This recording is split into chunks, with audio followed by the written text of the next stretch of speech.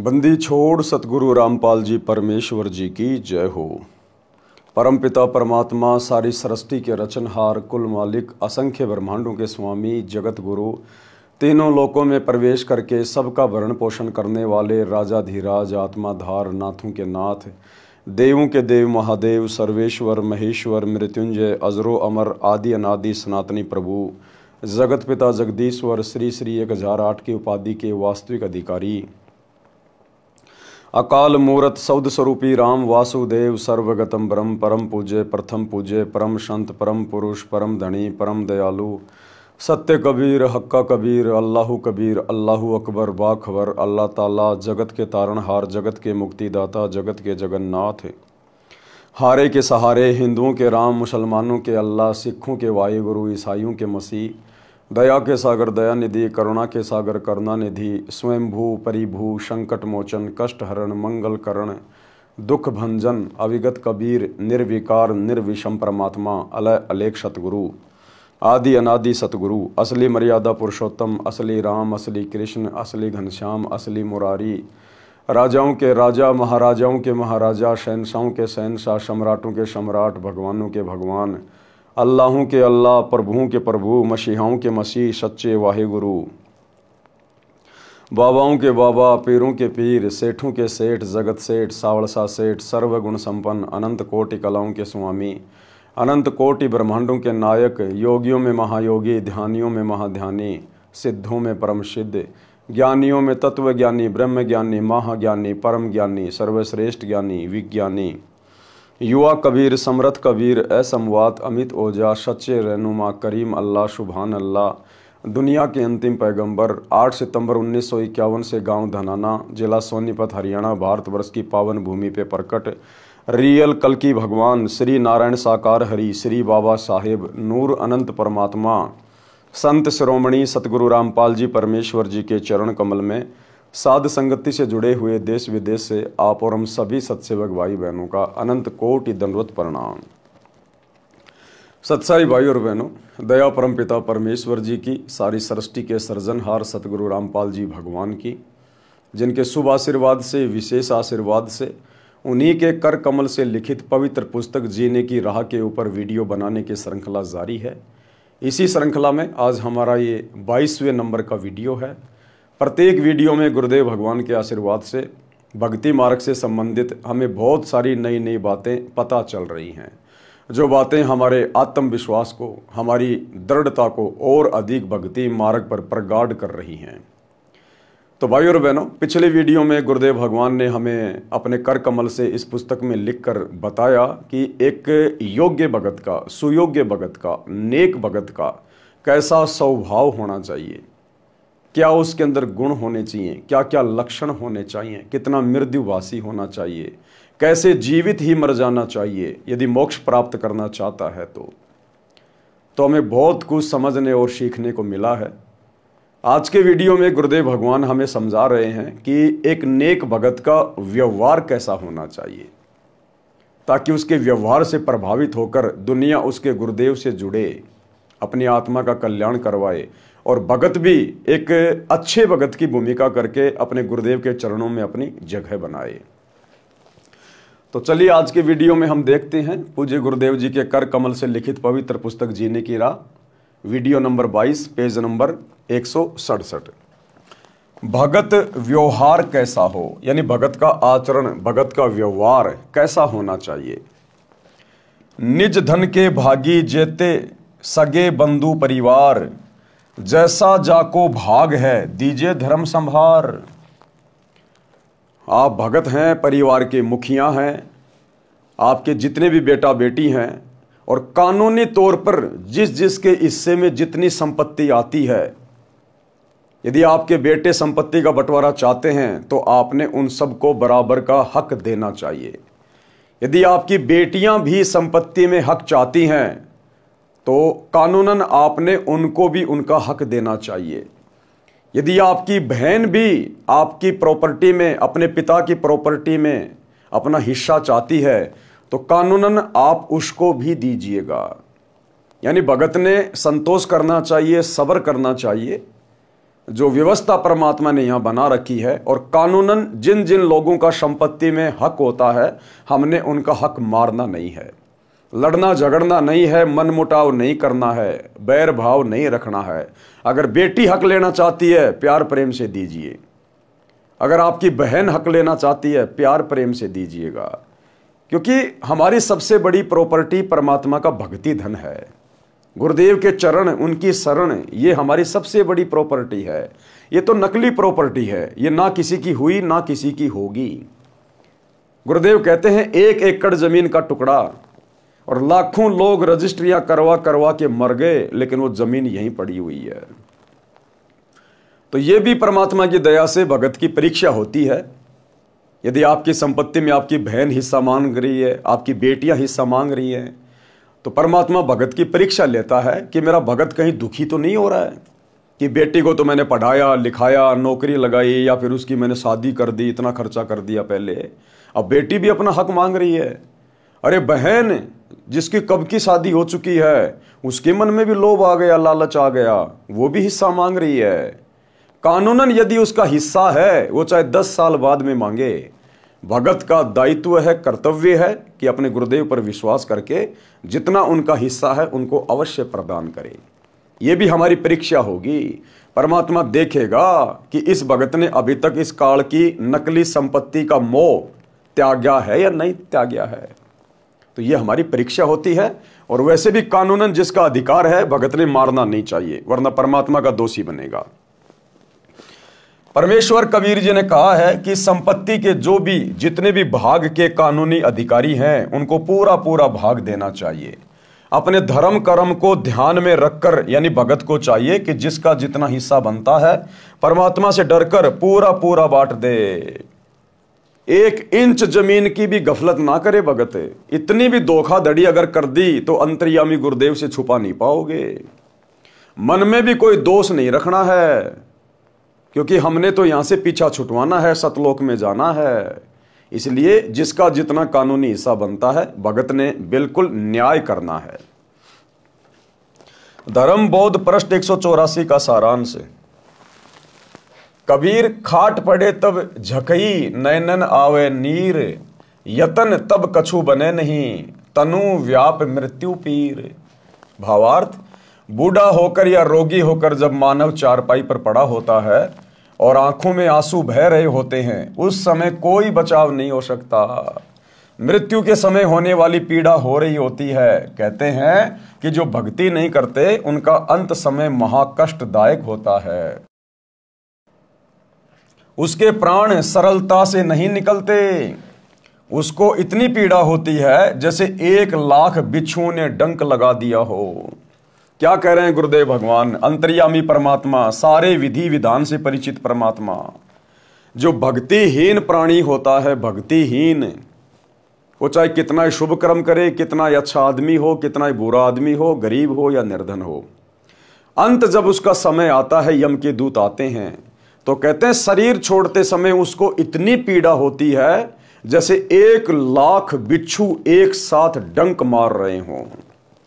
इतनी पीड़ा होती है मृत्यु के समय में भक्तिहीन प्राणी की। और जो भक्ति करते हैं, मर्यादा में रहते हैं, भक्ति केवल एक ही है वर्तमान में जो मोक्ष दिला सकती है, हर प्रकार की पीड़ाओं से मुक्ति दिला सकती है। सतगुरु रामपाल जी परमेश्वर जी की शास्त्र अनुकूल यथार्थ सत भक्ति जो आप और हम कर रहे हैं। तो कहते हैं सतगुरु से उपदेश लेने के बाद जो सत भक्ति करेगा, मर्यादा में रहेगा, उस आत्मा को अंत समय में इन पीड़ाओं का सामना नहीं करना पड़ेगा। जैसे आम पक जाने के बाद जरा से हवा के झोंके से पेड़ से टूट के नीचे गिर जाता है, इसी प्रकार भगत को पता भी नहीं चलेगा मेरा शरीर कब छूट गया। जब भगत चाहेगा कि गुरुदेव आपका दास तैयार है, ले चलिए सतलोक, मालिक ले चलिए, उस समय भगत का शरीर छूटेगा। पता भी नहीं चलेगा भगत को कि मेरा शरीर छूट गया। सतलोक जाने के बाद पता चलेगा मैं तो सतलोक में आ गया। ये है इस सत भक्ति का प्रतिफल। परमात्मा ऋणचक भी दुख अपनी आत्मा को अंत समय में नहीं होने देगा। इसलिए हम भक्तों ने परमात्मा की प्रत्येक आज्ञा में रहते हुए और एक नेक व्यक्ति वाला आचरण करते हुए यहाँ अपना जीवन यापन करना है। किसी की संपत्ति में से हमने कोई भाग नहीं रखना है, बिल्कुल भी। और यदि आप उपदेशी हैं, आपकी शादी हो चुकी है, आप एक बेटी हैं या किसी की बहन हैं, तो आपने अपने पिता की संपत्ति में से किसी भी प्रकार से कोई अधिकार नहीं लेना है, क्योंकि आपके पिता ने अपनी जिम्मेदारी पूरी कर दी, आपकी रमेणी कर दी या आपकी शादी कर दी, आप अपने ससुराल में आ गई हैं। और यदि आपने उपदेश ले लिया है तो आपका भाई या आपका पिता चाहे अपने बच्चों को किसी प्रकार से संपत्ति बांट रहा है, उन बहनों ने बीच में जाके दखल नहीं देना चाहिए। उन बेटियों ने जाकर, जो उपदेशी हैं, उन्होंने अपने पिता से संपत्ति नहीं मांगनी चाहिए। हमने एक नेक और अच्छी आत्मा का किरदार निभाना है। हमने पिता की संपत्ति में अधिकार नहीं चाहिए। यदि आप बेटी हैं तो, यदि आप बहन हैं तो आपने अपने भाई की संपत्ति में अधिकार नहीं मांगना चाहिए। हालांकि आपका कानून अधिकार है, लेकिन इस प्रकार के अधिकार ज्यादातर वो माता बहनें मांगती हैं जिनकी नीयत खराब होती है, जिसका पति, जिसका ससुर उसको उस संपत्ति में हिस्से के लिए उकसाता है। वो लोभी लालची व्यक्ति उसके कर्म फुड़वाते हैं।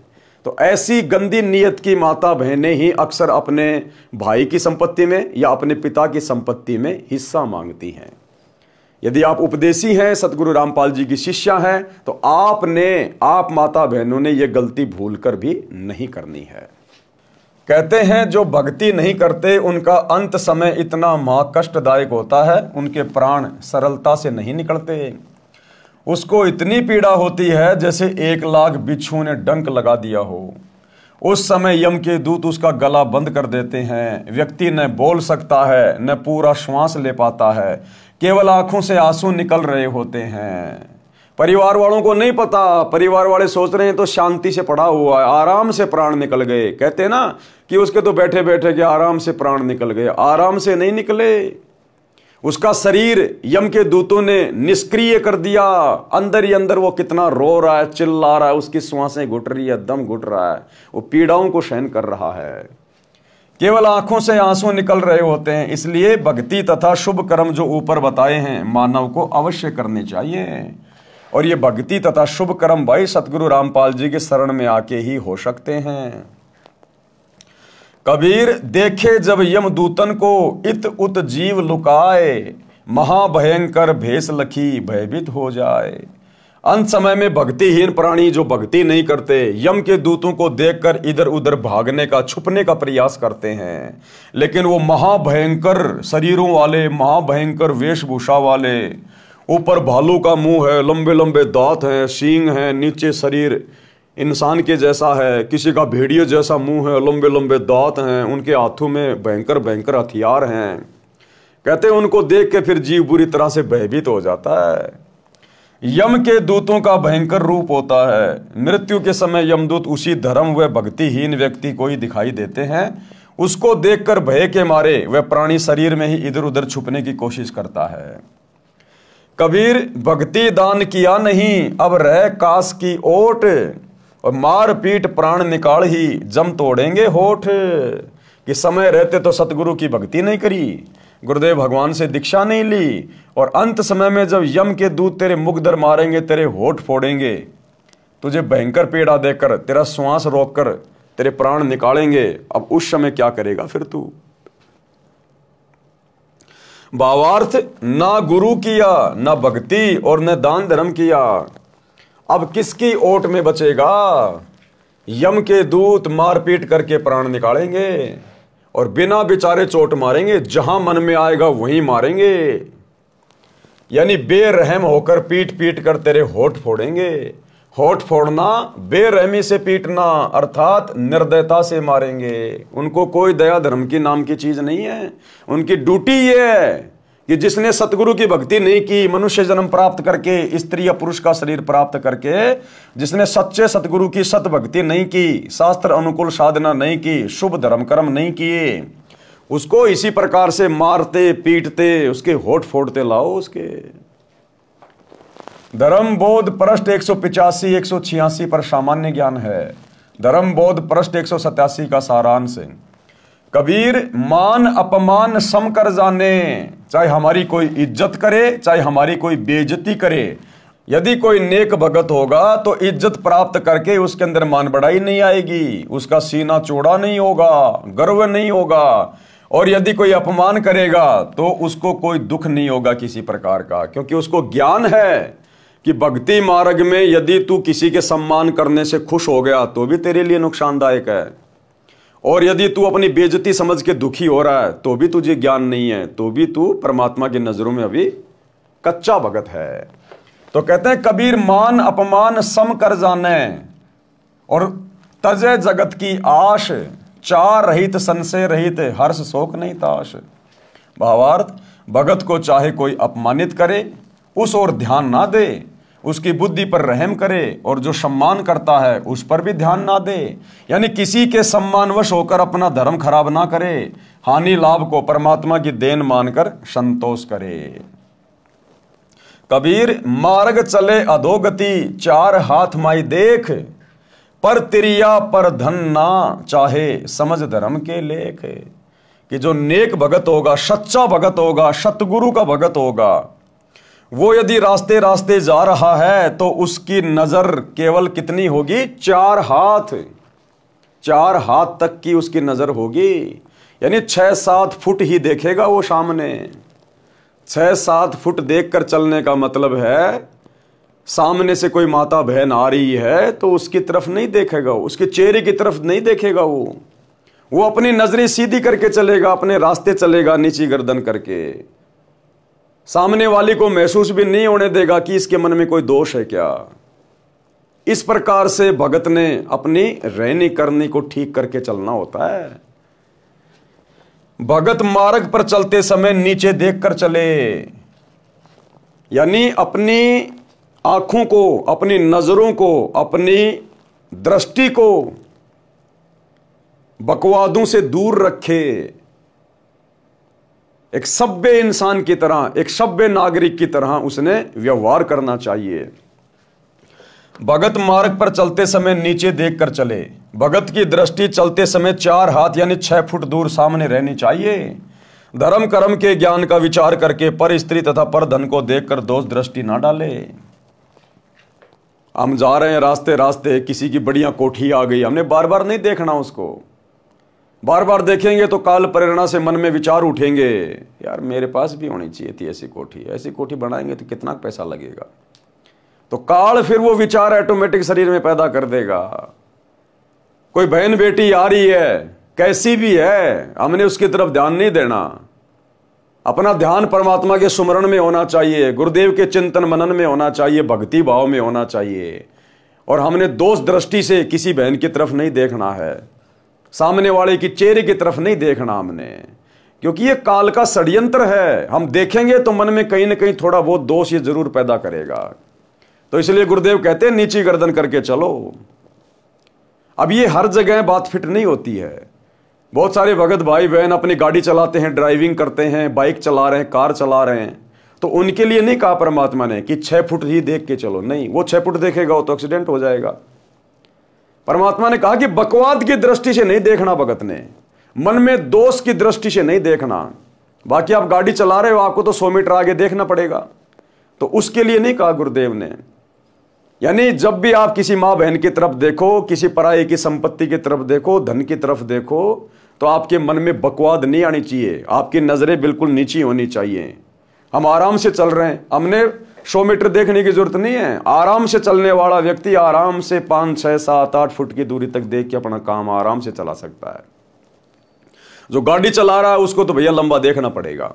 तो इसलिए गुरुदेव के कहने का मतलब है हमने कुदृष्टि से, गंदी नजर से किसी के तरफ ध्यान नहीं देना है। कबीर पात्र कुपात्र विचार कर भिक्षा दान जो लेत, नीच अकर्मी सोम का दान महादुख देत। भावार्थ, संत यानी गुरु को अपने शिष्य के अतिरिक्त दान भिक्षा नहीं लेनी चाहिए। कुकर्मी तथा अधर्मी का धन बहुत दुखी करता है। पता नहीं उसने किस प्रकार से धन कमाया है, कितने पाप किए हैं, कोई कसाई है, कोई शराबी है, कोई मांसाहारी है। इसलिए कहते हैं कि संत ने भी केवल उन्हीं से दान धर्म लेना चाहिए जो उसके उपदेशी हैं। तो सोचिए भाई और बहनों, हम भगतों के लिए कितने जबरदस्त नियम होंगे। हमने तो भूल कर भी किसी का दान नहीं लेना चाहिए, भूल कर भी हमने किसी से पैसे नहीं लेने चाहिए, उधार लेने से भी भगत को बचना चाहिए। सतगुरु की शरण में आने के बाद ना जाने वो व्यक्ति क्या क्या कर्म करके धन कमाता है, उसके ऊपर तो 3 लोक का पाप है भार। पृष्ठ 188 पर सामान्य ज्ञान है। धर्म बोध पृष्ठ 189 पर। कबीर इंद्री तत्व प्रकृति से आत्म जान पार, जाप एक पल नहीं छूटे टूट न पावे तार। आत्मा को 5 तत्व से भिन्न जानो, शरीर आत्मा नहीं है, निरंतर सतनाम का जाप करें कि मैंने शरीर छोड़ के जाना है। ये शरीर मुझे केवल यहाँ भक्ति करने के लिए मिला है। मैंने अपने आत्मा को शरीर के माध्यम से भक्ति करके शक्ति युक्त करना है, मैंने इसको तैयार करना है। तो ज्यादा से ज्यादा ध्यान और समय परमात्मा की भक्ति में। कबीर जप तप करके थक गए, हरि यस गावे संत, जय निज धर्म पुराण पढ़े ऐसो धर्म सिद्धांत। यदि भगत जाप करते करते थक जाए तो परमात्मा की महिमा की वाणी पढ़े, यदि याद है तो गाए या अपने धर्म की पुस्तकों को पढ़े। यह धार्मिक सिद्धांत है। धर्म बोध पृष्ठ 190 का सारांश। कबीर ज्ञानी रोगी अर्थार्थी जिज्ञासु ये 4, सो सब ही हरि ध्यावते ज्ञानी उतरे पार। परमात्मा की भक्ति 4 प्रकार के व्यक्ति करते हैं।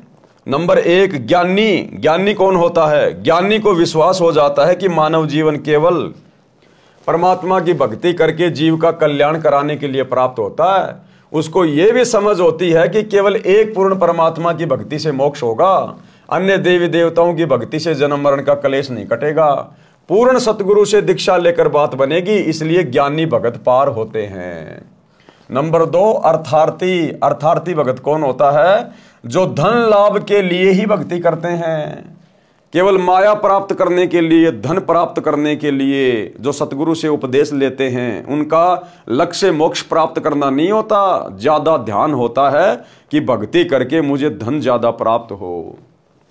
नंबर 3 आरत यानी संकटग्रस्त, केवल अपने संकट का नाश करने के लिए भक्ति करते हैं। जैसा कि वर्तमान में गुरुदेव की गैर हाजिरी में 2014 बरवाला कांड के बाद जितने भी भगत जुड़ रहे हैं, उनमें 90% वो हैं जो मां दुखी हैं। कोई भूत प्रेत की बाधा से दुखी है, कोई नौकरी से दुखी है, कोई अपनी शादी से दुखी है, कोई अन्य किसी दुविधा में पड़ा हुआ है। वो केवल अपना संकट निवारण ही चाहता है, उसको मोक्ष वाक्ष से लेना देना नहीं है कि मेरा ये रोग दूर हो जाए, मेरी ये प्रेत बाधा दूर हो जाए, मेरे घर में झगड़ा दूर हो जाए, मेरी नौकरी लग जाए, मेरे घर में धन आ जाए। केवल अपनी बाधाओं के निवारण के लिए, संकट निवारण के लिए जो नाम दीक्षा लेता है उसको कहते हैं आरत। और चौथा नंबर है जिज्ञासु परमात्मा का ज्ञान अधूरा समझते हैं, यानी वो जल्दबाजी में रहता है, उसको मोक्ष मतलब नहीं होता।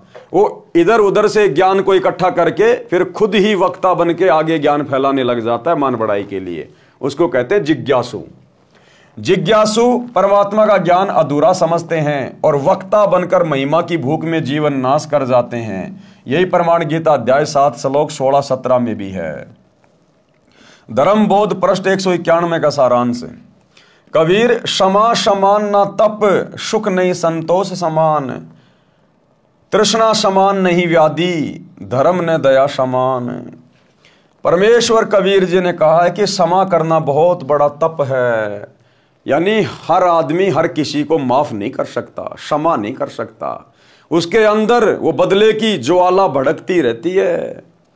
तो गुरुदेव कहते हैं यदि आपने भगत बन के भक्ति करनी है और आपके साथ चाहे कोई कितनी ठगी करे, कितना ही बुरा व्यवहार करे, आपने अपने मन में उसके प्रति दोष नहीं रखना है, उसको शत्रु भाव से नहीं देखना है, उसकी छोटी बुद्धि को देखते हुए कि बालक बुद्धि का आदमी है, इसको ज्ञान नहीं है, हमने उसको माफ कर देना है। हमने याद भी नहीं रखना उस लड़ाई झगड़े को, उसकी उल्टी सीधी बातों को, उसके कुवचनों को हमने भूल जाना है। एक शत्रु एक मित्र है, भूल पड़ी रे प्राण, यम की नगरी जाएगा शब्द हमारा मान। हमने किसी को अपना शत्रु नहीं मानना, यहाँ पर कोशिश करनी है परमात्मा से प्रार्थना करके, ज्ञान को आधार बना के। तो गुरुदेव कहते हैं क्षमा करना सबसे बड़ा तप है। जिसको क्षमा करना आ गया, समझो उसको भक्ति मार्ग पर चलना आ गया, क्योंकि क्षमा हर कोई नहीं कर सकता। क्षमा करने के लिए बहुत बड़ा दिल चाहिए, क्षमा करने के लिए बहुत ज्ञान चाहिए, धैर्य चाहिए, गुरु का आशीर्वाद चाहिए। तो क्षमा बहुत बड़ा तप बताया गुरुदेव ने। परमेश्वर कबीर जी ने कहा कि क्षमा करना बहुत बड़ा तप है, इसके समान तप नहीं है। संतोष के तुल्य कोई सुख नहीं है। घर में किसी चीज का अभाव है तो दुनिया की देखा देखी हमने जड़ना नहीं है, हमने संतोष धारण करना है कि मेरे भाग्य में जितना था मेरे गुरुजी ने मुझे उतना ही दिया है, क्योंकि मेरे लिए इतना ही सफिशिएंट है, यही मेरे लिए हित में है। और यदि कभी आवश्यकता पड़ी तो मेरा गुरु मेरे से दूर थोड़े ना है। तो हमने हर स्थिति में संतोष रखना है कि जो मेरे भाग्य में होगा उसको कोई छीन नहीं सकता, और आवश्यकता से अधिक यदि देना होगा तो मेरे गुरु की मौज है। अगर मेरे हित में होगा तो अवश्य देगा, अन्यथा हमने जल्दबाजी नहीं करनी, बिल्कुल संयमित रहना है संतोष में। संतोष के तुल्य कोई सुख नहीं है। किसी वस्तु की प्राप्ति की इच्छा के समान कोई आपदा नहीं है। एक दूसरे की देखा देखी, मैं वो भी ले आऊं, मैं वो भी ले आऊं, लोगों की देखा देखी कंपटीशन में, तो कहते हैं उस इच्छा के बराबर कोई रोग नहीं है। वो इच्छा तुम्हें दिन रात घुण की तरह खाती रहेगी, काटती रहेगी। सुमरण करोगे तब भी वही बातें दिमाग में आएंगी, सत्संग सुनोगे तो भी वही बातें दिमाग में आएंगी। तो परमात्मा कहते हैं अपनी इच्छाओं के ऊपर भगत ने कंट्रोल रखना चाहिए, क्योंकि हमने भक्ति करनी है। और भक्ति करने के लिए हमने बड़े बड़े मकान की जरूरत नहीं, बड़ी बड़ी गाड़ियों की जरूरत नहीं है, संपत्ति की जरूरत नहीं है। मुंह में जुबान की जरूरत थी, वो परमात्मा ने दे दी। स्वस्थ शरीर की जरूरत है, वो परमात्मा ने दे दिया। तो हमें तो वो संपत्ति मिलने जा रही है जिसकी हम कभी कल्पना भी नहीं कर सकते थे। इसलिए हमने यहाँ काल की नश्वर चीजों की हमने मन में इच्छा नहीं रखनी है। हमारे भाग्य में होगा तो गुरुदेव अवश्य देगा, भाग्य में नहीं है और यदि हमें आवश्यकता है तो भी हमारे गुरुदेव समर्थ हैं, अवश्य वो वस्तु हमें उपलब्ध करवाएंगे। इसलिए हर स्थिति में हमने संयमित होकर अपनी इच्छाओं पर कंट्रोल करके भक्ति मार्ग पर आगे बढ़ना चाहिए। किसी वस्तु की प्राप्ति की इच्छा के समान कोई आपदा नहीं है, और दया के समान धर्म नहीं है। दया समान धर्म नहीं है। जानवरों पर, पशुओं पर, पक्षियों पर, छोटे बच्चों पर गुरुदेव कहते हैं आपने दया भाव रखना चाहिए। सबके अंदर परमात्मा की आत्मा है, जो अपने से और के एक के पीठ पिछान, और भूखियां भोजन देत पहुंचेंगे परिवान। हमने सबके ऊपर दया भाव रखना है। कबीर योग के अंग 5 हैं। योग मानी भक्ति, भक्ति के 5 अंग हैं। संयम, मनन, एकांत, विषय त्याग, नाम रटन, होए मोक्ष निश्चिंत। ये 5 अंग हैं। यदि भगत ने मोक्ष प्राप्त करना है तो देखो भाई और बहनों, ये पुस्तकें बहुत सांकेतिक हैं, गूढ़ ज्ञान युक्त हैं। ये जीने की राह पुस्तक केवल अब ढंग से पढ़ाई जा रही है। अभी तक सतगुरु रामपाल जी के किसी भी भगत ने इस जीने की राह पुस्तक को अपने जीवन में धारण करने के लिए नहीं पढ़ा। हो सकता है किसी ने इसको पूरा भी नहीं पढ़ा होगा, 10, 15, 20, 25 पेज पढ़ के साइड में रख दिया होगा, क्योंकि ये ऐसे समझ में नहीं आएगी जब तक परमात्मा की दया नहीं होगी, ठीक का समय नहीं आएगा। तो अब ठीक का समय आ रहा है। पिछले 6-7 महीने से परमात्मा ने दास को इसी सेवा में लगा रखा है। ये पुस्तक भगत भाई बहन दिन रात बांटते रहते हैं, 20 रुपए में जीने की राह, 20 रुपए में जीने की राह, लेकिन खुद भगत भाई बहन इन पुस्तकों को नहीं पढ़ते, और पढ़ेंगे तो उनके समझ में नहीं आएगी। वो गुरुदेव के कर कमल से लिखित शब्दों के पीछे के भाव को पकड़ नहीं पाएंगे, समझ नहीं पाएंगे। तो गुरुदेव ने साध संगति पे दया बख्शी है। अब देखो ये कितनी अनमोल पुस्तक है। लगभग 22 वीडियो, आज हमारा 22वां वीडियो है। अब बताइए प्रत्येक वीडियो में कितनी गहरी गहरी बातें हमें समझने को मिल रही हैं। हमारे अंदर कितना परिवर्तन आ रहा है। हम सोच रहे हैं कि हमने तो कुछ पता ही नहीं था, हम भक्ति जरूर कर रहे थे, भगत जरूर बने हुए थे, लेकिन भक्ति मार्ग में हमने किस प्रकार से रहना चाहिए, हमारा आचार विचार व्यवहार क्या होना चाहिए, वो अब पता चलता जा रहा धीरे धीरे इन पुस्तकों के माध्यम से। इतना अनमोल खजाना गुरुदेव ने इनमें छुपा रखा है। तो कहने का मतलब है दुनिया को भी ज्ञान बांटो, दुनिया को भी पुस्तकें बांटो, लेकिन यदि हम अपने गुरुजी के ज्ञान पे पहले अमल करेंगे तो हमारे द्वारा बांटा गया ज्ञान, बताया गया ज्ञान भी अन्य व्यक्तियों पर असर करेगा। तो अब वो ठीक का समय आया है, तो परमेश्वर धीरे धीरे इन पवित्र पुस्तकों के ऊपर वीडियो बनवा रहे हैं। तो गुरुदेव कहते हैं यदि आपने मोक्ष प्राप्त करना है इसी कलयुग की पिछली पीढ़ी में, तो आपने 5 चीजें बहुत ही ध्यान से अपने दिमाग में बैठा लेनी चाहिए। कौन कौन सी? भक्ति के 4 आवश्यक पहलू हैं। संयम, यानी प्रत्येक कार्य में संयम बरतना चाहिए। हर कार्य में भगत को संयम बरतना चाहिए। खाना खाने में संयम बरतना चाहिए। आवश्यकता से ज्यादा खाना खाएंगे, पेट भर भर के खाना खाएंगे, भूख नहीं है फिर भी खाना खाएंगे, टेस्ट के चक्कर में, मीठे के चक्कर में हमारा भजन नहीं बन पाएगा, शरीर टूटेगा, अंगड़ाई लेगा, नींद आएगी, श्वासें ढंग से ऊपर नीचे नहीं ले पाएंगे, तो सतनाम का जाप क्या खाक करेंगे। तो परमात्मा कहते हैं भगत ने भोजन करते समय, खाते पीते समय संयम रखना चाहिए। इतना ज्यादा भी मत खाओ कि भक्ति ना हो पाए, और इतना थोड़ा भी मत खाओ कि बार बार हमारे को भूख की याद आती रहे। फिर गुरुदेव कहते हैं धन के संग्रह करने में भी भगत को संयम बरतना चाहिए। परिवार की आवश्यकता से ज्यादा धन का संग्रह नहीं करना चाहिए। अगर आवश्यकता से ज्यादा धन संग्रह हो रहा है तो वो हमारे लिए नुकसानदायक है। गुरुदेव कहते हैं नौका में पानी भर जा और घर में बढ़ जा दाम, दोनों हाथ उलटियो यो शाणु काम। जिस प्रकार आप समुद्र में यात्रा कर रहे हैं और यदि आपकी जहाज में, आपकी नौका में अगर पानी भर गया, छेद हो गया, तो कहते हैं अगर जान बचानी है तो पानी को फटाफट फटाफट किसी भी पात्र से या अपने हाथों से पानी को बाहर फेंक, नहीं तो जहाज डूबेगी, तू भी डूबेगा। इसी प्रकार यदि भगत के घर में आवश्यकता से ज्यादा धन आ रहा है, पैसा आ रहा है, आपका काम धंधा बहुत अच्छा चल गया, बड़ी अच्छी बात है, उस धन को अपने घर में जमा मत कीजिए। वो धन बकवाद करवाएगा, नए नए वो प्लाट लेकर गिरवाएगा, बढ़िया कोठी बनवाएगा, आवश्यकता से फालतू की वस्तुएं संग्रहित करवाएगा, या किसी रिश्तेदार को दे दोगे उधारे, फिर वो देगा नहीं, 24 घंटे टेंशन रहेगी, देगा या नहीं देगा, देगा या नहीं देगा, भजन क्या खाक करोगे। तो परमात्मा कहते हैं धन को संग्रह करने में भी भगत ने संयम बरतना चाहिए। आगे क्या कह रहे हैं गुरुदेव?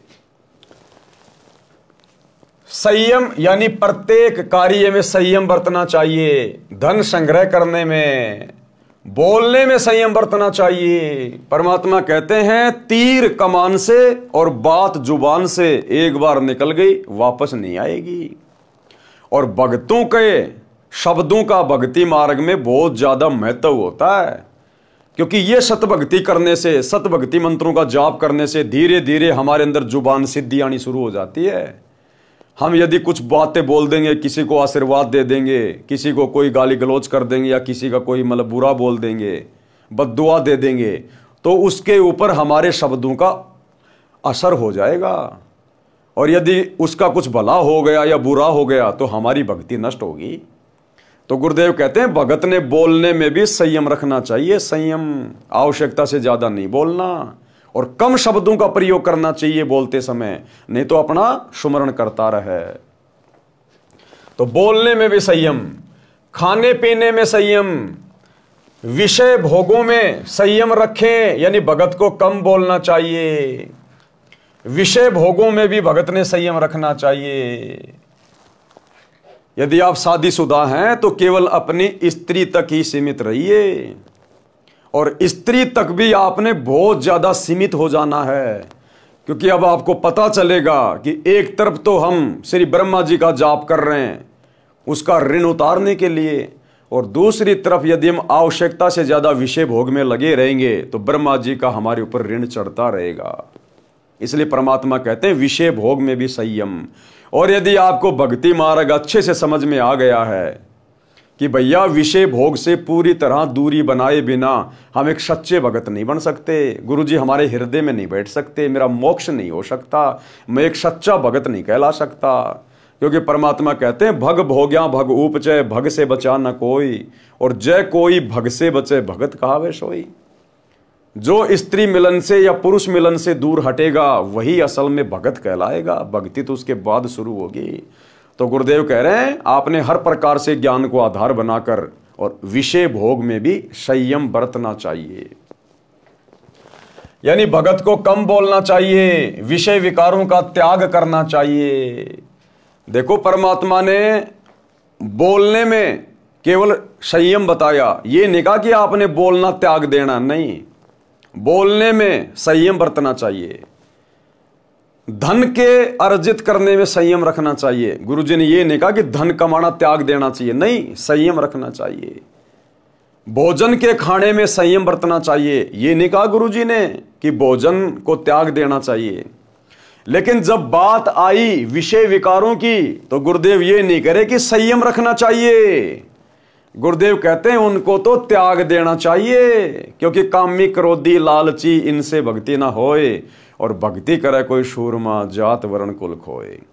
तो ऊपर जो परमात्मा ने कहा कि विषय भोग में संयम, यह शब्द उन आत्माओं के लिए है जो अभी साथ संगति से नहीं जुड़े हैं, जिनको अभी वास्तव में गुरुदेव की पहचान नहीं हो पाई है, जो इस ज्ञान को अभी हल्के में ले रहे हैं, जिनके संस्कार कमजोर हैं, उनके लिए परमात्मा ने ऊपर वाली लाइन में संयम बरतने के लिए कहा है। और जो साध संगति से जुड़ गए, जिनको पता चल गया कि हमने तो मोक्ष करवाना है, असंख्य जन्म हो गए कुतिया और कुतिया का गेम खेलते हुए, अब की बार तो हमने पूरी तरह से मोक्ष प्राप्त करना है, तो उनके लिए फिर गुरुदेव कह रहे हैं कि विषय विकारों का त्याग कर देना चाहिए। त्याग बिल्कुल जड़ से समाप्त कर दो, चाहे कितना ही सताएं। अगर ज्यादा विषय विकार हमें सताएं तो गुरुदेव ने पिछले वीडियो में उसका तरीका बताया कि या तो अपने गुरु जी का सुमरण शुरू कर दो या सत्संग सुनना शुरू कर दो। परमात्मा का भजन तथा परमात्मा की वाणी प्रवचनों का मनन करना अनिवार्य है। यानी खाली सत्संग सुनने मात्र से, शब्द सुनने मात्र से बात नहीं बनेगी। सत्संग सुनने के बाद फिर हमने 10-15 मिनट तक बैठ के हमने चिंतन करना चाहिए कि गुरुदेव ने सत्संग में क्या बताया, गुरुदेव ने ये बात क्यों बोली, इसके पीछे क्या संकेत है गुरुदेव का। हमने मनन करना चाहिए कि परमात्मा सतलोक से चलकर सतगुरु रूप में धरती पे आकर इतना संघर्ष क्यों कर रहे हैं, दिन रात हमारे लिए सत्संग क्यों कर रहे हैं। उनका तो कोई स्वार्थ भी नहीं है। मुझे मनुष्य जन्म क्यों मिला है, मेरे जीवन का लक्ष्य क्या है।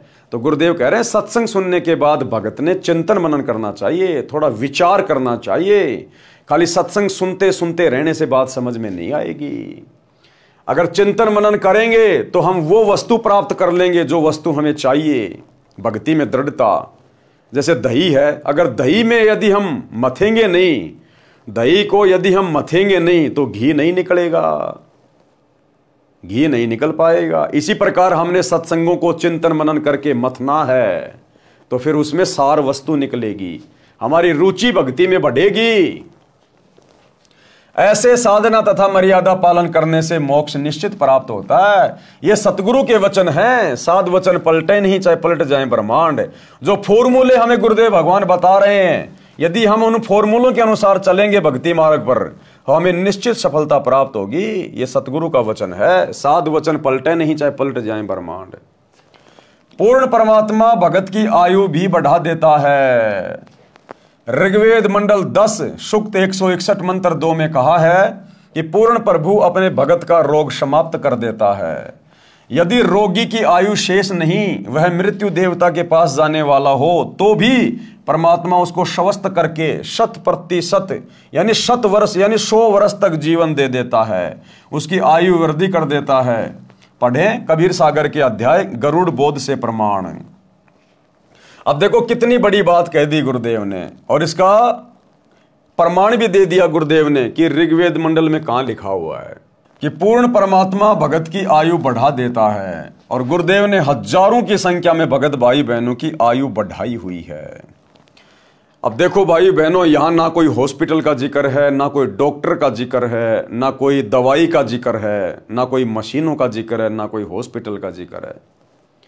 साफ साफ लिखा है कि पूर्ण परमात्मा जब धरती पर सतगुरु रूप में आता है और जो उसकी शरण में आ जाता है, तो वो परमात्मा अपने साधक की, विधिवत साधक कौन होता है? जो प्रत्येक मर्यादा में रह के, गुरु की आज्ञा में रह के जो भक्ति करता है, उस विधिवत साधक की आयु भी बढ़ा देता है। अगर उसके भाग्य में मृत्यु है तो उसकी आयु भी बढ़ा देता है। अब ये आयु हॉस्पिटल नहीं बढ़ा सकती, दुनिया का कोई डॉक्टर नहीं बढ़ा सकता। और यदि भगत को कैसा भी रोग हो गया हो, परमात्मा उसके रोग को भी अपने सत भक्ति मंत्रों से, अपने आशीर्वाद से समाप्त कर देता है। गुरुदेव को अपने भक्तों का रोग ठीक करने के लिए हॉस्पिटल की जरूरत नहीं पड़ती, ऑपरेशन करने की जरूरत नहीं पड़ती, मेडिसिन की जरूरत नहीं पड़ती। तो सोचिए, वर्तमान में गुरुदेव की गैर हाजिरी में सतलोक आश्रम धनाना में जो 3 एकड़ जमीन में 3 मंजिला हॉस्पिटल का कार्य शुरू कर दिया गया है, क्या यह हमारे गुरुदेव भगवान के भक्ति विधान के अनुसार है? अगर हम भक्ति करेंगे तो परमात्मा क्या नहीं करेगा? फिर हॉस्पिटल की आवश्यकता कहां है? और यदि हॉस्पिटल की भी जरूरत पड़ जाए भगत को, तो दुनिया भर में लाखों हॉस्पिटल हैं, वहां जाके एडमिट होइए, अपना इलाज करवाइए, अपने गुरुजी से प्रार्थना करिए और साथ में अपनी भक्ति भी करते रहिए, परमात्मा दया करेंगे। आश्रमों में हॉस्पिटल खोलने का तो कोई मतलब ही नहीं बनता, कोई विधान ही नहीं बनता। ये टोटल काल प्रेरणा है, परमात्मा के विधान के खिलाफ है। अरे भक्ति में दृढ़ता लेके आओ ना, अपने गुरुजी पे विश्वास करना सीखो ना। या तो परमात्मा रोग को निकट नहीं आने देगा, और आ गया तो आपको नुकसान नहीं देगा, फिर आपका चीरा फाड़ा नहीं होने देगा, परमात्मा ऑपरेशन नहीं होने देगा। कितने इंटरव्यू है ऐसे। एक छोटा सा इंटरव्यू जिसमें परमात्मा बता रहे हैं कि आने वाले समय में ये जितने भी मीडिया चैनल हैं, टीवी चैनल हैं, अगर ये परमात्मा के सत्संग नहीं चलाएंगे तो धक्के से चलेंगे, धक्के से। इनके ना चाहते हुए भी हमारे सत्संग ही चलेंगे इन टीवी चैनलों पर, ये चाहे कितना ही जोर लगा लेना, क्योंकि ये टेक्नोलॉजी परमात्मा ने दी है, इंसान की बस की बात नहीं है। परमात्मा ने जिस कार्य के लिए टेक्नोलॉजी दी है वही कार्य होगा आने वाले समय में। ये लगाएंगे समाचार की सीडी और चलेगी सत्संगों की सीडी, ये कितना ही जोर लगा लेना, कितना ही। तो ऐसे ही गुरुदेव भगवान एक सत्संग का जिक्र कर रहे हैं, महाराष्ट्र के 2-3 भगत सामने खड़े हैं और गुरुदेव कह रहे हैं कि इन भक्तों ने अपने घर पर परमात्मा का नित्य नियम करने के लिए सीडी के अंदर सीडी लगाई, जो डीवीडी जो प्लेयर आता है उसमें सीडी लगाई नित्य नियम के लिए। तो सीडी प्लेयर चला ही नहीं, सीडी अंदर गई नहीं, मुंह खुला हुआ है, और टीवी में नित्य नियम चालू हो गया, गुरुदेव का सत्संग चालू हो गया। और उससे पहले उस भगत को बहुत बड़ी प्रॉब्लम, उसके पेट फूल गया, इतना इतना गैस बढ़ गई, अफारा आ गया उसके पेट पे, और भगत ने दृढ़ निश्चय कर लिया कि मैं डॉक्टर से इलाज नहीं करवाऊंगा, मुझे ठीक करेंगे तो मेरे गुरुजी करेंगे। और उसी समय उनके घर पर वो चमत्कार हो गया, डीवीडी चल नहीं रही और सामने गुरुजी का सत्संग चल रहा है, नित्य नियम चल रहा है। और उसके बाद में भगत का पेट का अफरा भी ठीक हो गया, उसकी गैस भी ठीक हो गई। उसने आश्रम में गुरुजी से प्रार्थना लगवाई, फोन किया आश्रम के नंबर पे, जिस समय गुरुजी सतलोक आश्रम बरवाड़ा में थे, और अपनी समस्या बताई और कहा कि गुरुजी से कहना कि मैं दवाई तो बिल्कुल भी नहीं लूंगा, हॉस्पिटल में तो बिल्कुल भी नहीं जाऊंगा, मेरे को मरना मंजूर। तो गुरुदेव के पास में प्रार्थना लगी, तो गुरुदेव ने जवाब दिया कि ठीक है भाई, अगर भगत का इतना दृढ़ विश्वास है तो परमात्मा कौन सा दूर है। फिर उसके बाद तुरंत वो घटना घट गई, डीवीडी प्लेयर बंद है, उनके हाथ में सीडी है और टीवी पे गुरुजी का सत्संग चल रहा है।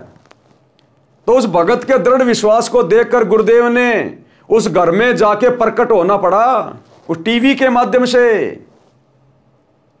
वो चमत्कार, उन्होंने उसके फोटो वाटो खींचे, आश्रम में भेजे, गुरुजी को दिखाए कि गुरुजी ऐसा चमत्कार हुआ। लेकिन वो भगत समझ नहीं पाए कि यह चमत्कार क्यों हुआ। अब समझ में आएगा वो चमत्कार क्यों हुआ। क्योंकि जो इतनी दृढ़ आत्मा होती है, जो इतना दृढ़ भगत होता है, उस भगत का पेट फूल गया, भयंकर मरने जैसी हालत, लेकिन भगत ने दृढ़ निश्चय कर लिया कि मैं दवाई नहीं खाऊंगा, ठीक करेंगे तो मेरे गुरुजी करेंगे, मर जाऊंगा कोई दिक्कत नहीं। और आश्रम में प्रार्थना लगा दी। उधर से गुरुजी का जवाब आया कि ठीक है भाई, जब भगत को इतना विश्वास है तो भगवान कोई मरने देता है क्या? भगवान कौन सा दूर है? ठीक है बेटा, परमात्मा दया करेंगे। उसके तुरंत बाद उन्होंने गुरुजी का सत्संग सुनने के लिए टीवी ऑन करना चाहा, डीवीडी प्लेयर में सीडी लगानी चाहिए, तो सीडी बंद है, डीवीडी उनके हाथ में, और टीवी में गुरुजी सत्संग करने आ गए। उन्होंने फोटो वाटो खींचे, वीडियोग्राफर बुलवाया, तो परमात्मा उस भगत की दृढ़ता को देखकर उसके रोग को ठीक करने के लिए, उसको विश्वास दिलाने के लिए परमात्मा उस टीवी में प्रकट हो गए। तो फिर गुरुदेव ने बताया कि आने वाले समय में परमात्मा इसी प्रकार से चमत्कार करेगा। ये टीवी चैनल वाले अगर हमारे सत्संग नहीं चलाएंगे तो धक्के से चलेंगे, जबरदस्ती चलेंगे, ये रोक नहीं पाएंगे, मजबूरन फिर इनको चलाने पड़ेंगे।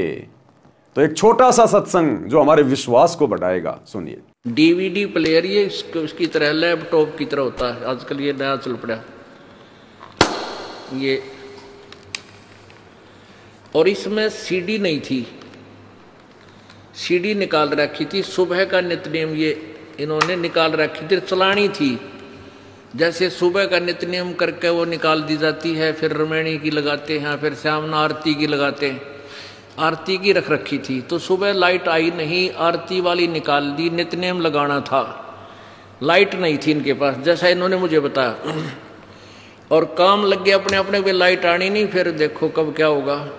इतने में अपने आप लाइट से इसका कनेक्शन भी काट रखा था, इसका इस सीडी प्लेयर का लाइट में नहीं लगा रखा था कि लाइट है ही नहीं, जो फायदा क्या। थोड़ी सी देर में अपने आप नित्यनेम शुरू हो गया। बोलो बाप बताएंगे कैसे हुआ? मैं पे लेके हुआ था और थोड़ी देर के बाद में सर पे तो 3 दिन से मेरा बहुत एकदम तकलीफ देने को चल रहा था। ये कह रहा है कि मेरे पेट में तकलीफ थी कई दिन से। 3 दिन से और अफारा आया हुआ था, पेट में फूला हुआ था, पेट तंग हो रहा था यो घना। हाँ, बहुत तंग, और ऐसा थोड़ा भी चला है ना तो भी ऐसा हिला भी तो भी बहुत दुखता था। तो मैं ऐसे ही एक औरत ने बताया कि भाई आपके पास में पैसा ना हो तो हम आपको पैसा देंगे, आप दवा खाने जाओ। तो हमने बताया कि भाई हम 3 दिन तक तो नहीं जाने वाले, क्योंकि हमारे को ये गुरुजी की वजह से नहीं जाते आता है दवा खाने में, हम आप ऑटोमेटिक खुद ही अच्छा हो जाएगा। तो बोले नहीं, बोले पैसा ले लो। बोले तो उसने 200 रुपये दिया, तो हम रख लिया, हमारे पास में तो पैसा था ही, लेकिन हमारे को दवा खाना नहीं जाने का था। अभी सीढ़ी चालू होने की वजह से फिर हम क्या कि इधर फोन लगा दिए गुरुजी के पास में।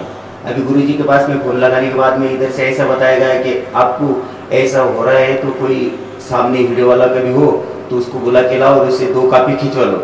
हम वीडियो वाले के पास में जाके उसको ला के 2 कॉपी खिंचवाए, तो वीडियो वाला आते समय हमें ये बता रहा है कि आपका कोई जादू टोना तो नहीं। बोले जादू टोना नहीं है, ये गुरुजी है, अभी हम नए किए। तो बोलिए किधर के गुरुजी? तो हमने बताया उनको कि हरियाणा के गुरुजी है, हम उधर जाते। अभी हमारा एक बच्चा है वो भी पहले से उधर है, तो उसका भी वैसा ही था, वो भी ठीक होगा, इसीलिए हम नहीं जाने वाले थे दवाखाने में। हमारे को गारंटी था कि अभी परमात्मा हमारे को ठीक कर देंगे, इसी वजह से हम ऐसे ही लेटे रहे। तो उसके बाद में वो हमसे ऐसा अरे तेरी बात करने के लिए हम उसको बोला कि देखो अभी हमारा मोबाइल पे चालू है और उधर से गुरुजी बात कर रहे, आप लगे तो उनसे बात करो। तो उसके हाथ में आप मोबाइल देने से पहले ही वो कैसेट भी बंद हो गया और सब कुछ बंद हो गया। फिर मैं इसको समझा के बाद में बताया कि अभी तुम्हारे को क्या बोलना है तो बोलो। तुम कॉपी खिंचवाने के बाद पहले ही अगर से पूछते तो अगर ये बंद हो जाता हम आपको कुछ कह नहीं पाते, बोलो क्या बोलने का है। तो परमात्मा को पाने का तरीका ऐसा है, आप श्रद्धा निष्ठा अगर से भाव से परमात्मा का ध्यान रखोगे तो हर भक्त के सामने परमात्मा हर समय खड़े होते हैं, लेकिन आपको परमात्मा का जो है रूप पहचान नहीं जा पा सकते। अभी परमात्मा आपके पास में हर टाइम आके जा सकते हैं, यह भी हमारे को गारंटी हुआ है।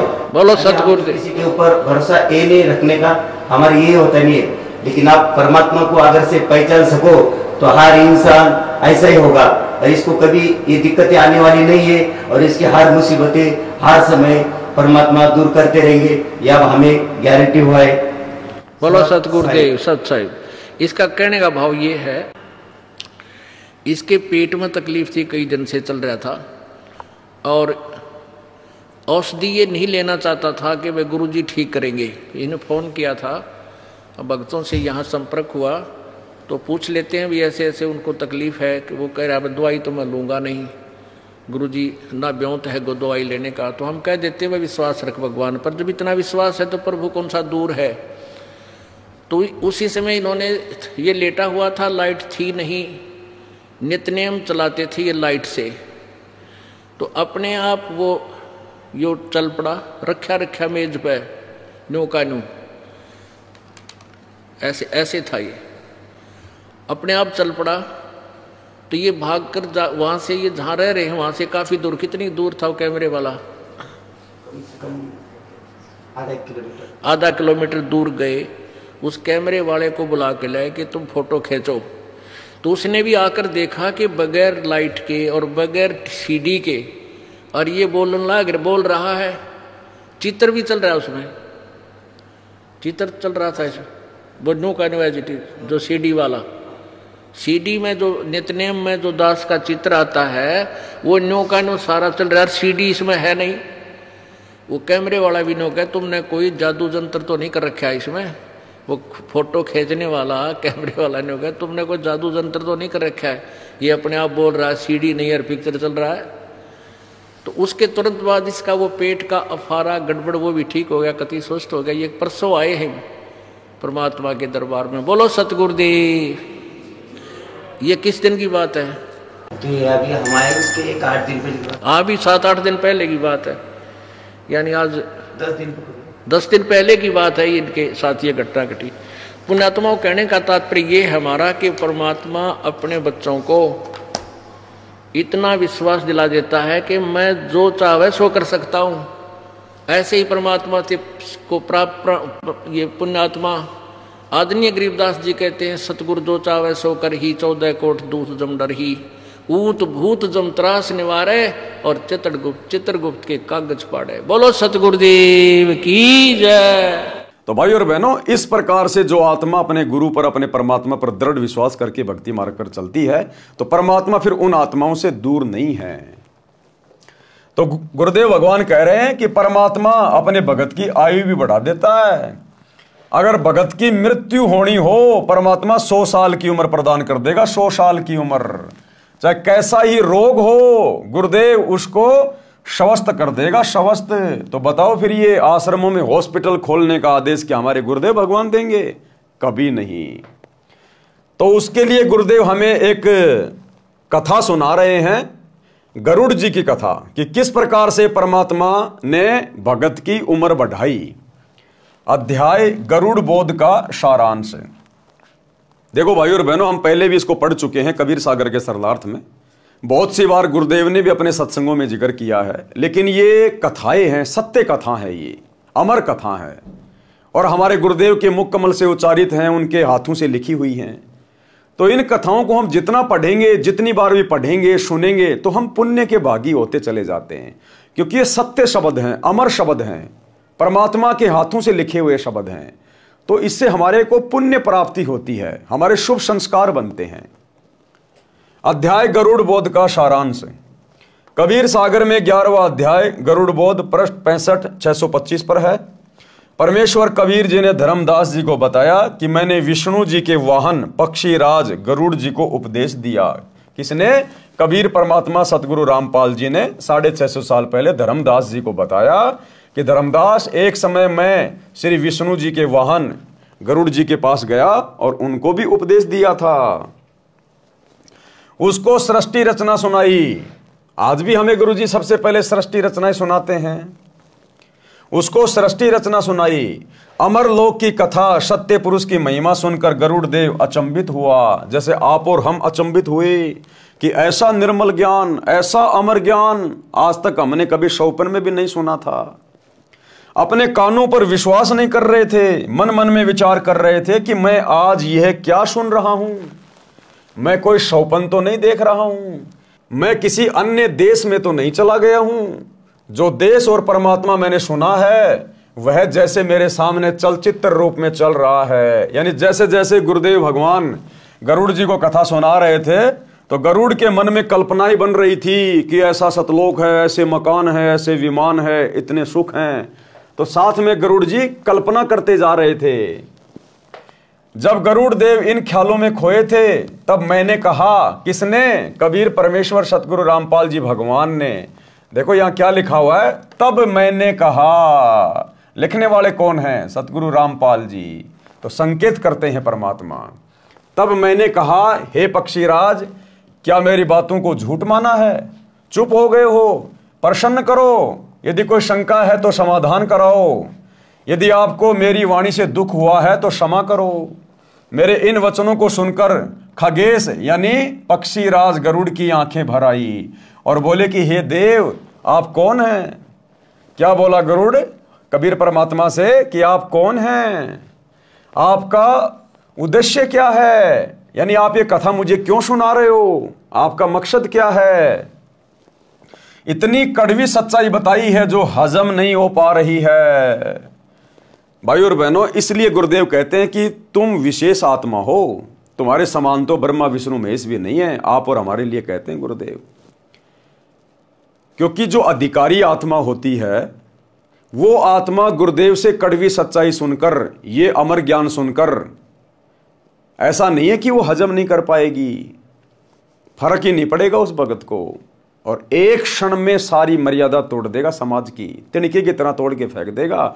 जो अधिकारी भगत होता है उसको ऐसा नहीं लगेगा कि ऐसी बातें क्यों बोल रहे हैं, देवी देवताओं का अपमान क्यों कर रहे हैं, हमारे हिंदू धर्म की तोहिन क्यों कर रहे हैं, कबीर कौन सा भगवान हो गया, ब्रह्मा विष्णु महेश को छोटा बता रहा है। इस प्रकार के सवाल जवाब वही आत्मा करेगी, उसी के मन में ये उठक पटक आती है जो आत्मा पिछले संस्कारों से कमजोर होती है। अन्यथा गुरुदेव ने बताया ज्ञानकार गाम का तो चमका सा होता है।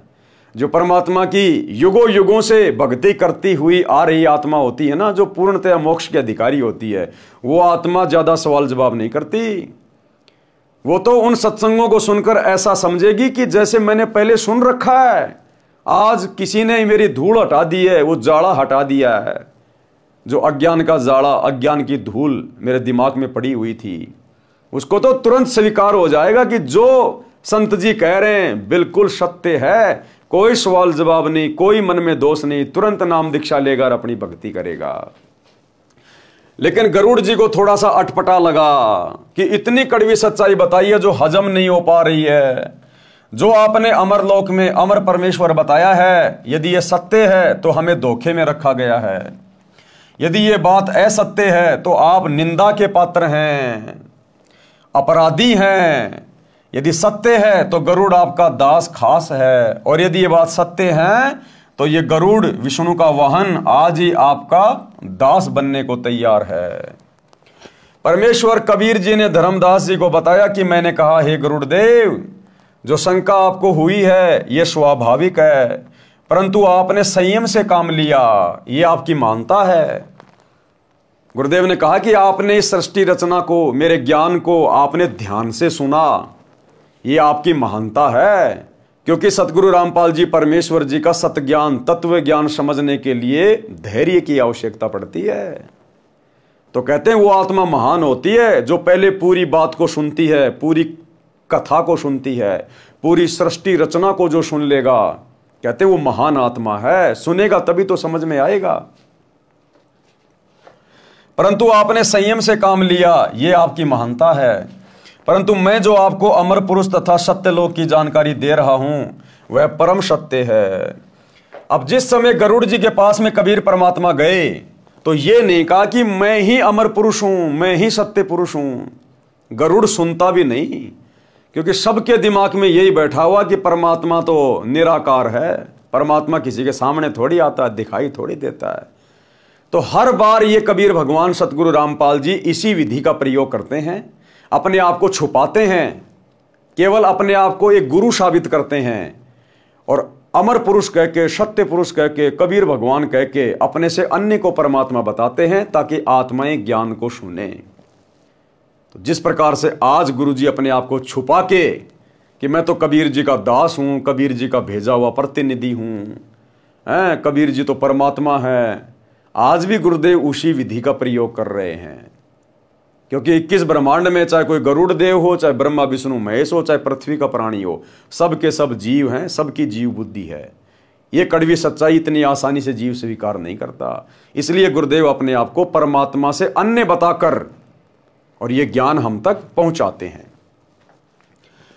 परंतु आपने संयम से काम लिया, ये आपकी महानता है। परंतु मैं जो आपको अमर पुरुष तथा सत्यलोक की जानकारी दे रहा हूं वह परम सत्य है। मेरा नाम कबीर है, मैं उसी अमरलोक का निवासी हूं। ये नहीं कहा कि मैं भगवान हूं, मैं परमात्मा हूं। क्या कहा? मेरा नाम कबीर है और मैं उसी अमरलोक का निवासी हूं, कि मैं उसी अमरलोक में, उस अमर पुरुष के लोक में रहने वाला हूं। मैं वहीं से चल के आया हूं। जैसे 650 साल पहले भी तो यही कहा करते थे कि मेरा नाम कबीर है और मेरे को सत्य पुरुष ने भेजा है। तो गरुड़ को भी तो यही कहा कि मेरा नाम कबीर है और मैं उसी सतलोक से चल के आया हूं, मैं वहीं का निवासी हूं। ये नहीं कहा कि मैं ही हूं वो परमात्मा, वो तो आगे जाके बताएंगे गरुड़ को। मेरा नाम कबीर है, मैं उसी अमरलोक का निवासी हूं। आपको काल ब्रह्म ने भ्रमित कर रखा है, यह ज्ञान ब्रह्मा विष्णु तथा शिव जी को भी नहीं है। आप विचार करो गरुड़ जी, जीव का जन्म होता है, आनंद से रहने लगता है, परिवार विस्तार होता है, उसके पालन पोषण में सांसारिक परंपराओं का निर्वाह करते करते वृद्ध हो जाता है। जिस परिवार को देख देख कर अपने को धन्य मानता है, उसी परिवार को त्याग कर संसार छोड़कर मजबूरन जाना पड़ता है। स्वयं भी रो रहा है, अंतिम श्वास गिन रहा है, परिवार भी दुखी है। ये क्या रीति है? क्या ये उचित है? गरुड़ देव बोले, हे कबीर देव, ये तो संसार का विधान है। जन्मा है तो मरना भी है। परमेश्वर जी ने कहा कि क्या कोई मरना चाहता है? क्या कोई बूढ़ा होना पसंद करता है? गरुड़ देव का उत्तर था, नहीं। परमेश्वर कबीर जी ने कहा कि यदि ऐसा हो कि न तो वृद्ध अवस्था हो और ना मृत्यु हो तो कैसा लगे? गरुड़ देव जी ने कहा कि कहना ही क्या, ऐसा हो जाए तो आनंद हो जाए। परंतु ये तो ख्वाबी ख्याल है, यानी सौपन जैसी बातें हैं। हे धर्मदास, मैंने कहा कि वेदों तथा पुराणों को आप क्या मानते हो, सत्य या असत्य? गरुड़ देव जी ने कहा, परम सत्य। तो फिर क्या कहा गुरुदेव भगवान ने उस गरुड़ देव को समझाने के लिए कि भाई तेरे पुराणों में लिखा है, देवी पुराण के 3 स्कंद में स्वयं विष्णु जी ने कहा है कि हे माता, तुम शुद्ध स्वरूपा हो, ये सारा संसार तुम्ही से उद्भासित हो रहा है। मैं ब्रह्मा तथा शंकर आपकी कृपा से विद्यमान है। हमारा तो आविर्भाव यानी जन्म तथा तिरोभाव यानी मृत्यु हुआ करता है। यानी श्री विष्णु जी स्वयं अपनी माता दुर्गा के सामने, देवी पुराण में स्पष्ट लिखा हुआ है, स्वीकार कर रहा है कि हम तीनों देवता तो जन्मते और मरते हैं और हम तो आपके अधीन होकर अपना कार्य कर रहे हैं, हम पूर्ण परमात्मा नहीं हैं। परमेश्वर कबीर जी के मुख कमल से ऐसे पुख्ता प्रमाण, सटीक प्रमाण सुनकर गरुड़ देव चरणों में गिर गए, अपने भाग्य को सराहा और कहा कि जो देव सृष्टि की रचना ब्रह्मा विष्णु महेश तथा दुर्गा देव तथा निरंजन तक की उत्पत्ति जानता है, वह ही रचनहार परमेश्वर है। देखो, गरुड़ जी पहचान गए परमात्मा को एक ही नजर में, एक ही नजर में पहचान गए गुरुदेव भगवान को। और क्या कहा गरुड़ जी ने कि जो देव ये सृष्टि रचना जानता हो, ब्रह्मा विष्णु महेश की जन्म और मरण बता दे, कहते हैं वो तो खुद सृष्टि का रचनहार ही हो सकता है। तो एक बार में सृष्टि रचना सुनकर, थोड़े बहुत प्रमाण परमात्मा के मुख से सुनकर, और गरुड़ भी पहचान गया तुरंत, वो पक्षी भी पहचान गया, आप और हम तो इंसान हैं, इंसान सर्वश्रेष्ठ योनि है ये। और 30 साल हो गई, आज भी हम गुरुजी को नहीं पहचान पा रहे कि हमारे गुरुजी ही सृष्टि के रचनहार हैं, कुल के मालिक हैं, सब कुछ हैं। और बार बार गुरुजी ने जोर दे के बताना पड़ रहा कि बच्चों पहचान लो मैं कौन हूं, बच्चों पहचान लो मैं कौन हूं। हिसार जेल से आए हुए विशेष संदेश में गुरुदेव ने क्लियर कर दिया। अब इससे ज्यादा और कैसे बताएंगे कि वे कौन है। गुरुदेव ने कहा कि उत्तर दक्षिण पूर्व पश्चिम क्यों फिरदा दाने दाने नू, सर्व कला सतगुरु साहिब की हरि आए हरियाणे नू। कि भाई वो परमात्मा गरीबदास जी के समय आए और आज तुम्हारे सामने प्रत्यक्ष प्रकट है, पहचान सको तो पहचान लो। सुनिए छोटा सा सत्संग। तो क्या बताते हैं, उत्तर दक्षिण पूर्व पश्चिम फिरता दाने दाने नो, और सर्व कला सतगुरु साहिब की हरि आए हरियाणे। गरीबदास जी के समय आए तेरी बारे भाई प्रगट सामने थारे, पहचाने जात पहचान लियो। गरीबदास जी के समय आए तेरी बारे भाई प्रगट सामने थारे, पहचाने जात पहचान लियो। गरीबदास जी के समय आए तेरी बारे भाई प्रगट सामने थारे, पहचाने जात पहचान लियो। तो भाई और बहनों, गरीबदास जी के समय कौन आए थे? कबीर जी जिंदा बाबा के रूप में। और गुरुदेव कह रहे हैं कि वो ही आज तुम्हारे सामने प्रकट है, पहचान सको तो पहचान लो। तो आज हमारे सामने कौन प्रकट है? सतगुरु रामपाल जी प्रकट हैं। तो कौन हुए सतगुरु रामपाल जी? वो ही गरीबदास जी के गुरु, वही कबीर परमात्मा है, यही है जिंदा बाबा। अब इससे ज्यादा गुरु जी और कैसे समझाएंगे? अरे गरुड़ को तो इतना भी नहीं बताया कि मैं परमात्मा हूं। गरुड़ तो केवल उनके ज्ञान को सुनकर समझ गया कि ये ज्ञान जो ब्रह्मा विष्णु महेश को भी नहीं है, जिनको पूरी दुनिया भगवान मान के पूज रही है, जो उनकी भी जन्म और मृत्यु को बता दे और सतलोक का ज्ञान दे दे, अमरलोक का ज्ञान दे दे, भाई वो तो खुद सृष्टि को रचने वाला ही हो सकता है। और हम रहे गधे के गधे बिचली पीढ़ी वाले, आज भी उस कागज के टुकड़े को, नकली कबीर की दाढ़ी मूंछ वाली फोटो को भगवान मान के पूज रहे। फूटे भाग मारे। जिंदा कबीर सामने खड़ा है और मुर्दा कबीर को पूज रहे हैं। जून के महीने में कबीर प्रकट दिवस मना के। अरे जिंदा को पूजो, सतगुरु रामपाल जी को पूजो, और कैसे कहेंगे कि मैं परमात्मा हूं? तो क्या कहा गरुड़ जी ने? गरुड़ ने अपने भाग्य को सराहा और कहा कि जो देव सृष्टि की रचना ब्रह्मा विष्णु महेश तथा दुर्गा देवी तथा निरंजन तक की उत्पत्ति जानता है, वह ही रचनहार परमेश्वर है। यानी वो ही सारी सृष्टि को रचने वाला परमेश्वर है। आज तक किसी ने ऐसा ज्ञान नहीं बताया। क्या आज तक किसी ने ऐसा ज्ञान बताया धरती पर? सतयुग से लेकर वर्तमान समय तक नहीं बताया। यदि किसी जीव को पता होता, चाहे वह ऋषि महर्षि भी है, तो अवश्य कथा करता। मैंने बड़े बड़े मंडलेश्वरों के प्रवचन सुने हैं। कौन कह रहा है? गरुड़ जी। किसी के पास ये ज्ञान नहीं है। क्या धरती पर आज सतगुरु रामपाल जी के अलावा किसी भी आचार्य, शंकराचार्य, मंडलेश्वर के पास ये ज्ञान है? नहीं है। तो गुरुदेव हमारी आंखें खोल रहे हैं इस प्रकार की बातें बोलकर कि नादानों, आज तुम्हारे गुरु के अलावा धरती पर यह ज्ञान किसी मंडलेश्वर के पास नहीं है, किसी आचार्य शंकराचार्य के पास नहीं है। तो तुम भी गरुड़ की तरह अपनी आंखें खोलो और अपने गुरु को परमात्मा मानो, हृदय से स्वीकार करो। इनको वेदों तथा गीता का भी ज्ञान नहीं है। किनको? मंडलेश्वरों को। आप स्वयं को छुपाए हुए हो। गरुड़ क्या बोला? आप स्वयं को छुपाए हुए हो। इसी प्रकार कबीर परमात्मा सतगुरु रामपाल जी ने वर्तमान कलयुग की पिछली पीढ़ी में अपने आप को छुपा रखा है। इसलिए गुरुदेव कहते हैं कि मैं तो कबीर जी का दास हूं, कबीर जी का भेजा हुआ प्रतिनिधि हूं। तो आप और हमारी आंखें खोलने के लिए गुरुदेव ये बातें लिख रहे हैं यहां पर कि नादानो, अब तो समझो कम से कम। अरे पक्षी भी समझ गए, तुम इंसान होके नहीं समझ पा रहे कि तुम्हारा गुरु क्यों अपने आप को सन 1994 से कबीर का दास कहकर खुद को छुपाकर तुम्हारे को सत्संग दे रहा है।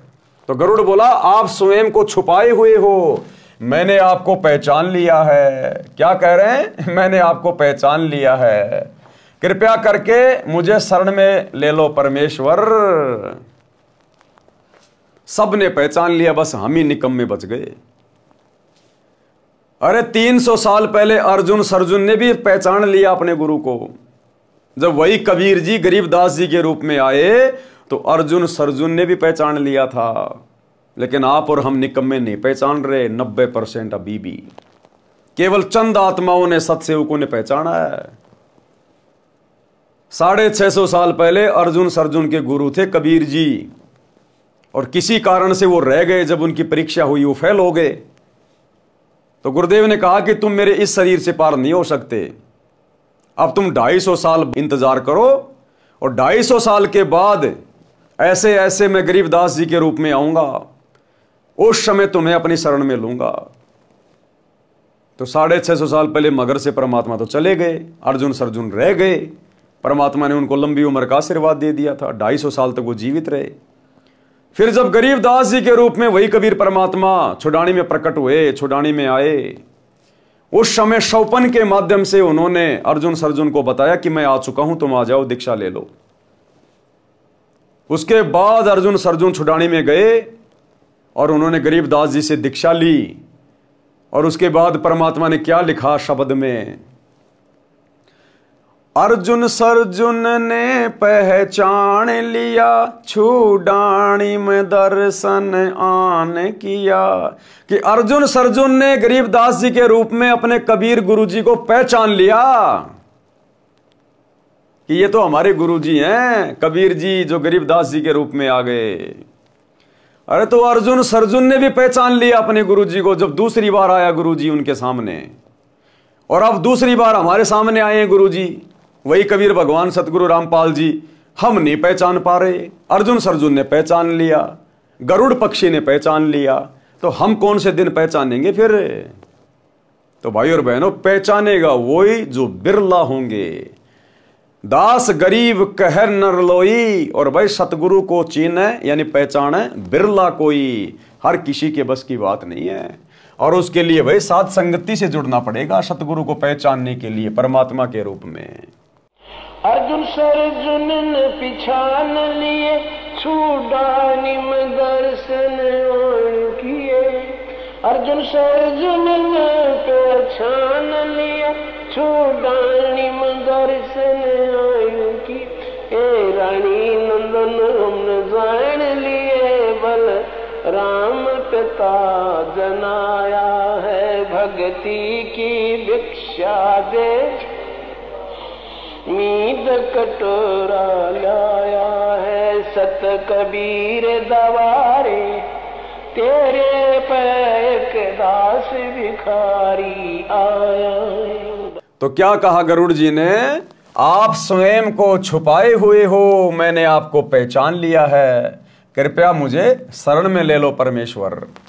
परमेश्वर कबीर जी ने गरुड़ से कहा कि आप पहले अपने स्वामी श्री विष्णु जी से आज्ञा ले लो कि मैं अपना कल्याण कराना चाहता हूं। एक महान संत मुझे मिले हैं, मैंने उनका ज्ञान सुना है, यदि आज्ञा हो तो मैं अपना कल्याण करा लूं। मैं आपका दास नौकर हूं, आप मालिक हैं, हमें सब समय इकट्ठा रहना है। यदि मैं छिपकर दीक्षा ले लूंगा तो आपको दुख होगा। गरुड़ ने ऐसा ही किया, विष्णु जी से सब बात बताई। श्री विष्णु जी ने कहा मैं आपको मना नहीं करता, आप स्वतंत्र हैं, आपने अच्छा किया, सत्य बता दिया, मुझे कोई ऐतराज नहीं है। हे धर्मदास, मैंने गरुड़ को प्रथम मंत्र दीक्षा 5 नाम कमलों को खोलने वाले प्रत्येक देव की साधना के नाम दीक्षा दी। गरुड़ देव ने कहा कि हे गुरुदेव, ये मंत्र तो इन्हीं देवताओं के हैं, ये तो इन्हीं ब्रह्मा विष्णु महेश के मंत्र हैं, अमर पुरुष का मंत्र तो है ही नहीं। परमेश्वर कबीर जी ने कहा कि ये इनकी पूजा के मंत्र नहीं है, यानी मैंने तुझे जो 5 मंत्र दिए हैं ब्रह्मा विष्णु महेश के, ये इनकी पूजा के मंत्र नहीं है, ये इन देवताओं को अपने अनुकूल करके इनके जाल से छूटने की चाबी है, इनके वशीकरण मंत्र हैं ये देवता हमें यहाँ की भौतिक सुख सुविधा प्रदान करते रहेंगे यदि हम इनके नाम का जाप करते रहेंगे, तो इनकी साधना करते रहेंगे। तो जैसे मजदूर अगर मजदूरी करता रहेगा, फैक्ट्री में काम करेगा, तो मालिक मजदूरी देता रहेगा। हम उस मालिक की पूजा नहीं कर रहे, हम तो मेहनत कर रहे हैं और मेहनत के बदले हमें वो पैसा दे रहा है। तो गुरुदेव ने कहा कि ये 5 मंत्र इन देवी देवताओं के जो मैंने तुम्हें दिए हैं, ये इनकी पूजा नहीं है, ये इनकी साधना है। साधना में पूजा में रात दिन का अंतर होता है।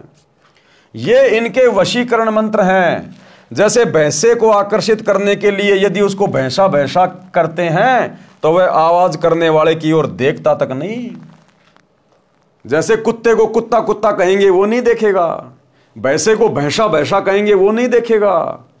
अगर उनसे लाभ लेना है, उनको वश में करना है, आकर्षित करना है, तो उनका एक मूल मंत्र है, बीज मंत्र है। भैंसे को धीरे से कह दो, उर्र, तुरंत कान खड़े करके देखेगा कौन पुकारा मुझे, क्योंकि उस शब्द से वो आकर्षित होता है, वो उसका बीज मंत्र है। कुत्ते को कुत्ता कुत्ता कहो, कोई असर नहीं पड़ेगा। धीरे से बोल दो त्योल त्योल, तुरंत आपकी तरफ आकर्षित हो जाएगा, पूंछ हिलाने लग जाएगा, क्योंकि वो मजबूर है उस मंत्र के वशीभूत होकर आपके निकट आने के लिए। तो गुरुदेव ने कहा कि वैसे तुम जय गणेश देवा, जय दुर्गा, ओम नमः विष्णु देवाय नमः, ओम नमो विष्णु देवाय नमः, तुम कितना ही करते रहो, ये तो खाली इनके शरीर के नाम है, इनकी पहचान है, इनके मूल मंत्र अलग हैं जो मैंने तुम्हें दे दिए 5 मंत्र के रूप में।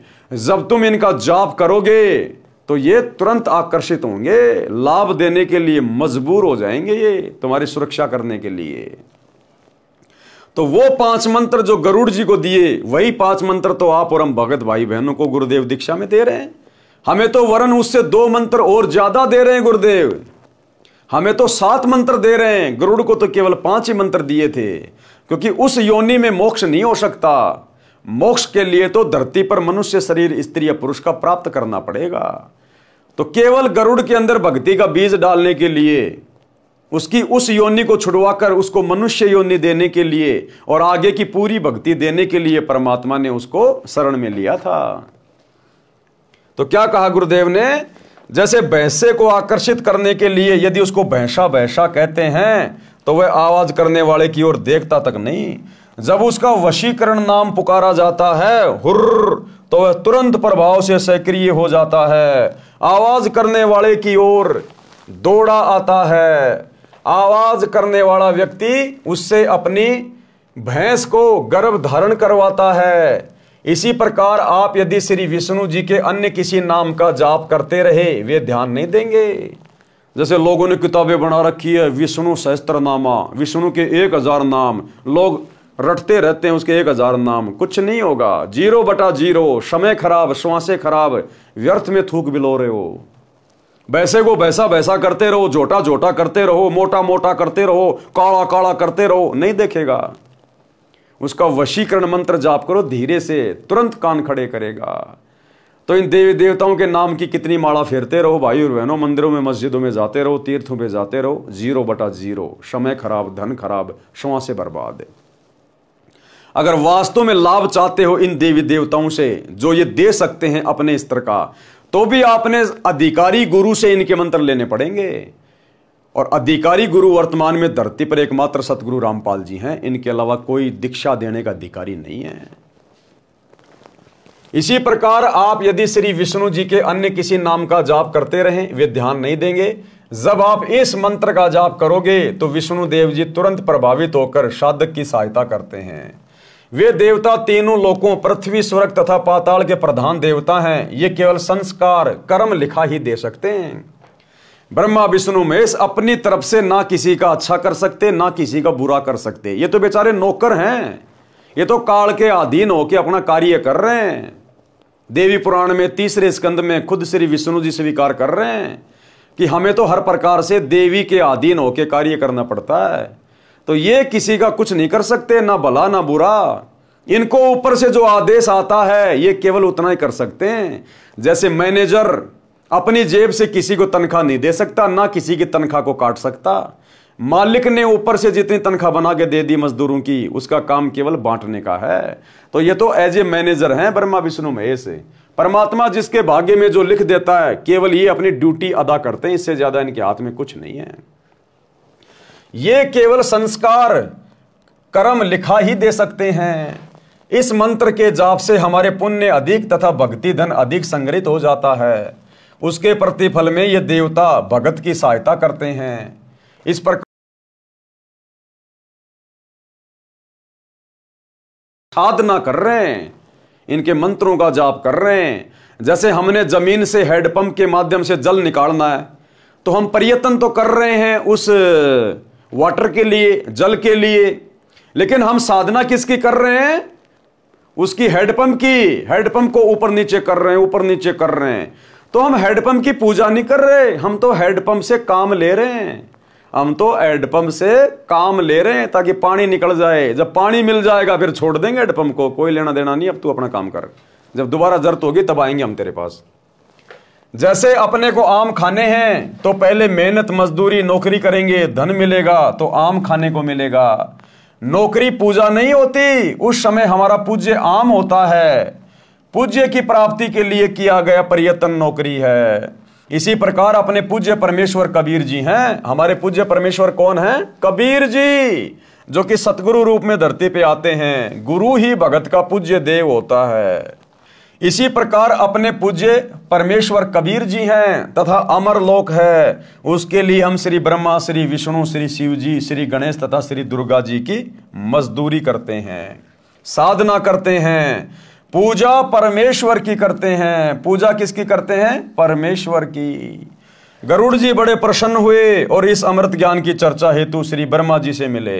अब गरुड़ जी ने देखा, रे भैया इतना बढ़िया ज्ञान मिल गया, क्यों ना इन ब्रह्मा विष्णु महेश को भी बताएं, ये भी भूले बैठे हुए हैं, ये भी अपना आत्म कल्याण करवा लें। क्योंकि जिस व्यक्ति को प्रथम बार ये ज्ञान सुनने को मिलता है और समझ में आ जाता है, उसकी कोशिश होती है कि मैं सबको बता दूं, अपने भाइयों को बता दूं, बहनों को बता दूं, गांव वालों को बताऊं, रिश्तेदारों को बताऊं। तो गरुड़ जी तुरंत गए श्री ब्रह्मा जी के पास में कि ब्रह्मा जी को ये ज्ञान जाके बताता हूं। उनको बताया कि मैंने एक महर्षि से अद्भुत ज्ञान सुना है, मुझे उनका ज्ञान सत्य लगा है। उन्होंने बताया कि आप ब्रह्मा जी, विष्णु तथा शिव नाशवान हैं, यानी आप तो जन्मते और मरते हैं, आप परमात्मा नहीं हैं, पूर्ण करतार नहीं हो, आप केवल भाग्य में लिखा ही दे सकते हो, आप किसी की आयु वृद्धि नहीं कर सकते, आप किसी के कर्म कम अधिक नहीं कर सकते, पूर्ण परमात्मा तो आप लोगों से अन्य है, अमर लोक में रहता है, वह पाप कर्म काट देता है, वह मृत्यु को टाल देता है, आयु भी बढ़ा देता है। प्रमाण भी वेदों में बताया है। ऋग्वेद मंडल 10 सूक्त 161 मंत्र 2 में कहा है कि रोगी का रोग बढ़ गया है, वह मृत्यु को प्राप्त हो गया है, तो भी मैं उस भगत को मृत्यु देवता से छुड़वा लाऊं, उसको नव जीवन प्रदान कर देता हूं, उसको पूर्ण आयु जीने के लिए देता हूं। आज हमें वही परमात्मा मिला हुआ है भाई और बहनों। ये सतगुरु रामपाल जी भगवान वही अमर पुरुष है, वही कबीर भगवान है जो मृत्यु को भी टाल दे, मर जाए तो धर्मराज के दरबार से उस जीव आत्मा को छुड़वा कर ले आए। ये समर्थ भगवान है स्वयं। ऋग्वेद मंडल 10 सूक्त 161 मंत्र 5 में कहा है कि हे पुनर्जन्म प्राप्त प्राणी, तू मेरी भक्ति करते रहना, यदि तेरी आंखें भी समाप्त हो जाएंगी तो तेरी आंखें स्वस्थ कर दूंगा। अब बताओ, आश्रमों में आंखों का कैंप लगाया जा रहा है। अरे जो परम संत धरती पर प्रकट है वही कबीर भगवान है, जो अपने भगत को गारंटी दे रहा है कि तुम मर्यादा में रह के मेरी भक्ति करता रहे, तेरी आंखें भी चली जाएंगी तो भी मैं वापस ठीक कर दूंगा। और उसी परम संत के आश्रम में आंखों का कैंप लगाया जा रहा है। अरे आंखें खराब हैं तो दुनिया भर के हॉस्पिटल बाहर हैं आंखों के, वहां जाके मर लो।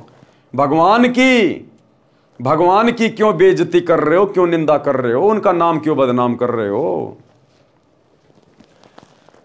हे पुनर्जन्म प्राप्त प्राणी, तू मेरी भक्ति करते रहना, यदि तेरी आंखें भी समाप्त हो जाएंगी तो तेरी आंखें स्वस्थ कर दूंगा, तेरे को मिलूंगा भी, यानी मैं तेरे को प्राप्त भी होऊंगा, यानी तेरा मोक्ष भी होगा। ब्रह्मा जी को वेद मंत्र कंठस्थ हैं, तुरंत समझ गए, परंतु संसार में लोकवेद के आधार से ब्रह्मा जी अपने आप को प्रजापति यानी सबकी उत्पत्ति कर्ता मान रहे थे। वेदों को कंठस्थ याद कर लेना भिन्न बात है और वेद मंत्रों को समझना विशेष ज्ञान है। मान बढ़ाई वश होकर ब्रह्मा जी ने कहा कि वेदों का ज्ञान मेरे अतिरिक्त विश्व में किसी को नहीं है, इन मंत्रों का अर्थ गलत लगाया है। कबीर परमेश्वर ने ऐसे व्यक्तियों के विषय में कहा है कि अब बताओ भाई, जब ब्रह्मा जी ने देख लिया, समझ लिया कि बात बिल्कुल सही कह रहा है गरुड़, ऐसा ही लिखा है, फिर भी मान बढ़ाई में आके कह रहा कि नहीं नहीं, मेरे अलावा वेदों का किसी को अर्थ नहीं है, जिसने बताया वो गलत कह रहा है। तो बताओ ये वर्तमान के छोटे मोटे पंडित आचार्य शंकराचार्य ये इतनी जल्दी कैसे स्वीकार करेंगे? इनमें भी तो मान बढ़ाई कूट कूट के भरी है, वंशज तो उसी के हैं ब्रह्मा जी के। तो जब इनका वंशज ही इतना बड़ा झूठा है तो ये वर्तमान वाले इतनी जल्दी कैसे स्वीकार करेंगे?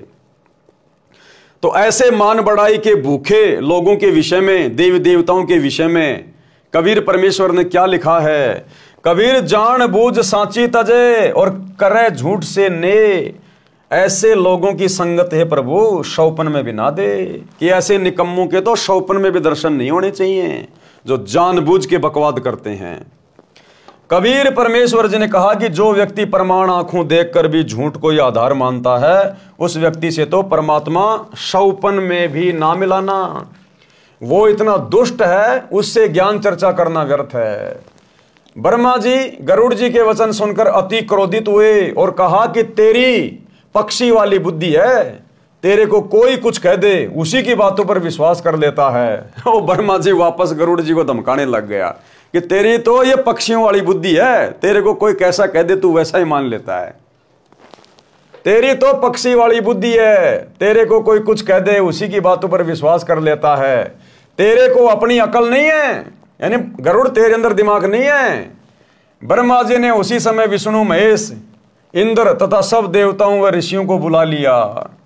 ब्रह्मा जी ने देखा ये बात तो फैलेगी धीरे धीरे, और बात फैलेगी तो हमारी महिमा कम हो जाएगी।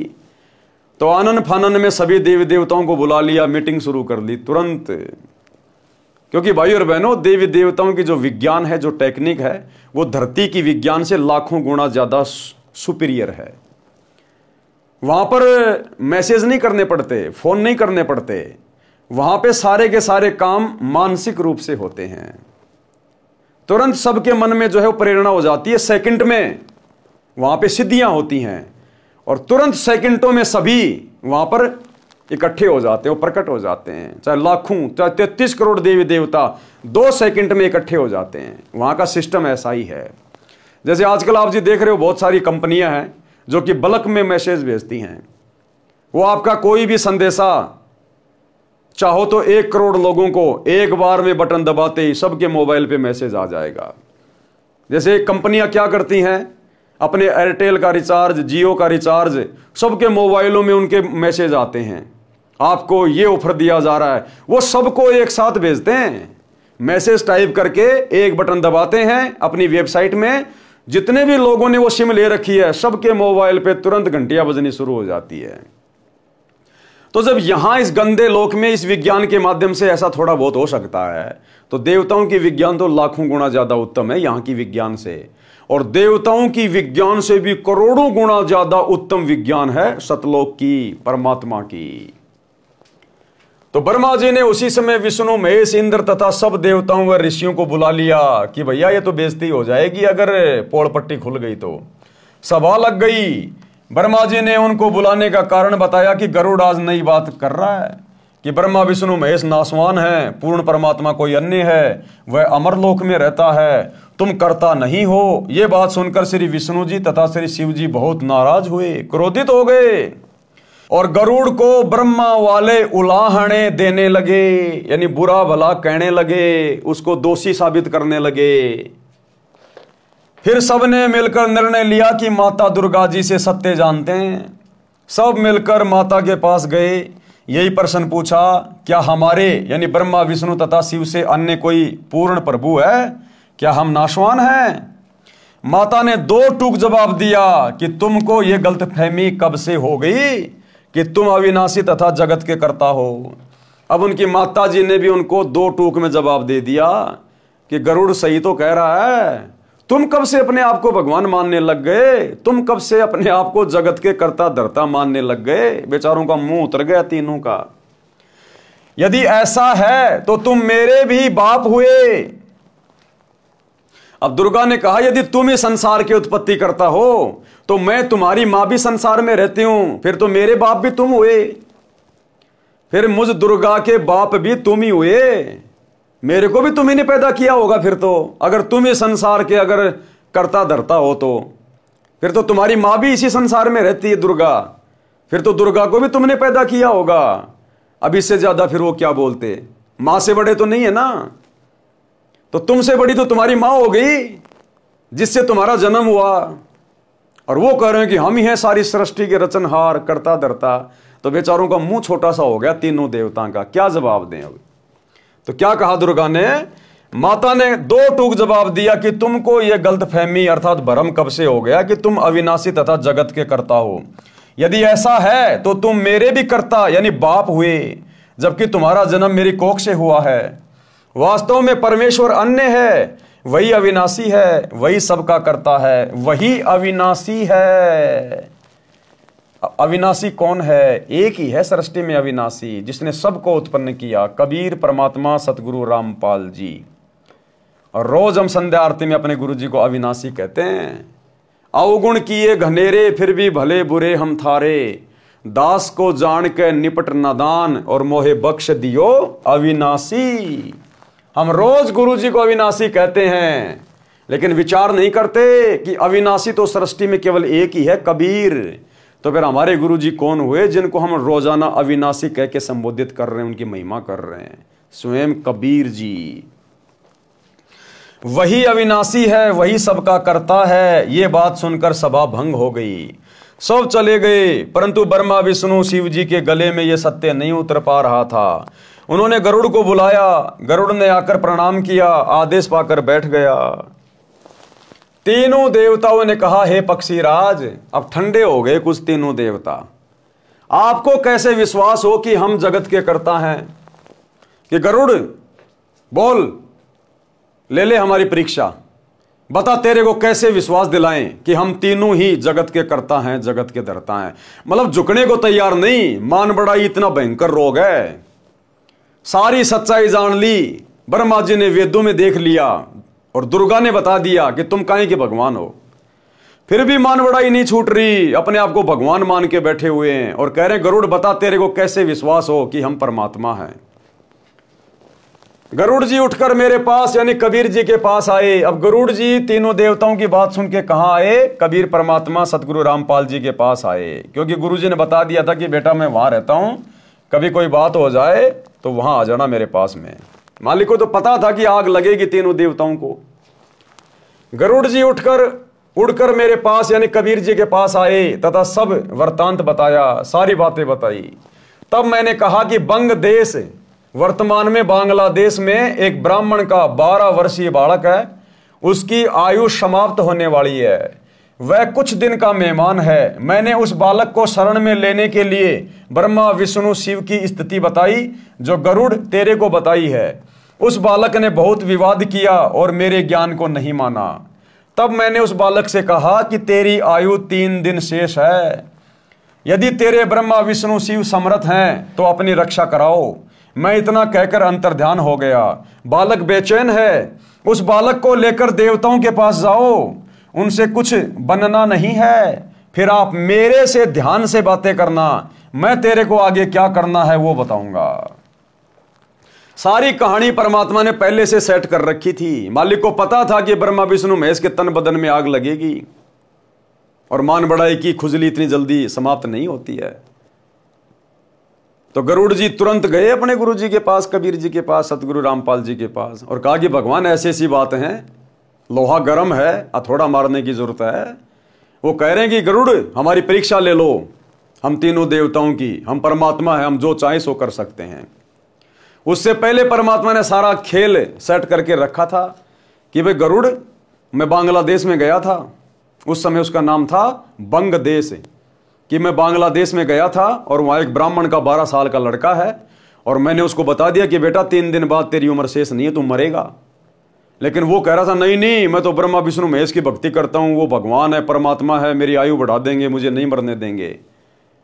तो अब तू उस लड़के के पास जा, वो लड़का बेचैन हो रहा है, मैंने कह दिया कि तू नहीं जिएगा 3 दिन बाद, तेरे ब्रह्मा विष्णु महेश कुछ नहीं कर पाएंगे। तो वो लड़का बेचैन है, अब तू जा उस लड़के को लेके ब्रह्मा विष्णु महेश के पास जा और बोल कि ये तो तुम्हारा भगत है, इसकी आयु बढ़ा दो, इसकी आयु 3 दिन की है, इसके बाद आयु नहीं है। अगर तुम भगवान हो ब्रह्मा विष्णु महेश तो अपने भगत की तो आयु बढ़ा दो, अगर तुम आयु बढ़ा दोगे तो मैं तो तुम्हारी भक्ति कर लूंगा।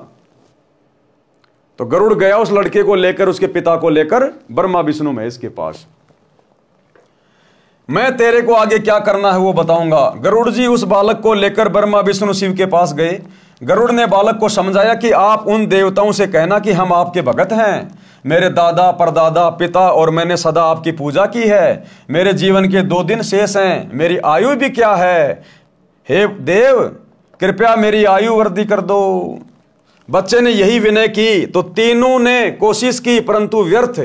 अब तीनों देवताओं ने अपने झाड़े झपाड़े मंत्र संत्र बोले, लेकिन उसके भाग्य में कोई परिवर्तन नहीं हुआ, उसकी आयु 2 दिन बाद ही दिखाई दे रही थी। फिर विचार किया कि धर्मराज जो कि न्यायाधीश है, सबका लेखा जोखा करता है, उसके पास चलते हैं, सबका हिसाब यानी अकाउंट उसी के पास है, उससे वृद्धि करा लेते हैं। ये विचार करके सबके सब धर्मराज के पास गए। उनसे तीनों देवताओं ने कहा कि पहले तो ये बताओ कि इस ब्राह्मण बच्चे की कितनी आयु शेष है। तीनों गए वहां पर और कहा कि धर्मराज पहले तो तेरे कागजों में देख के ये बता इस लड़के की उम्र कितनी है।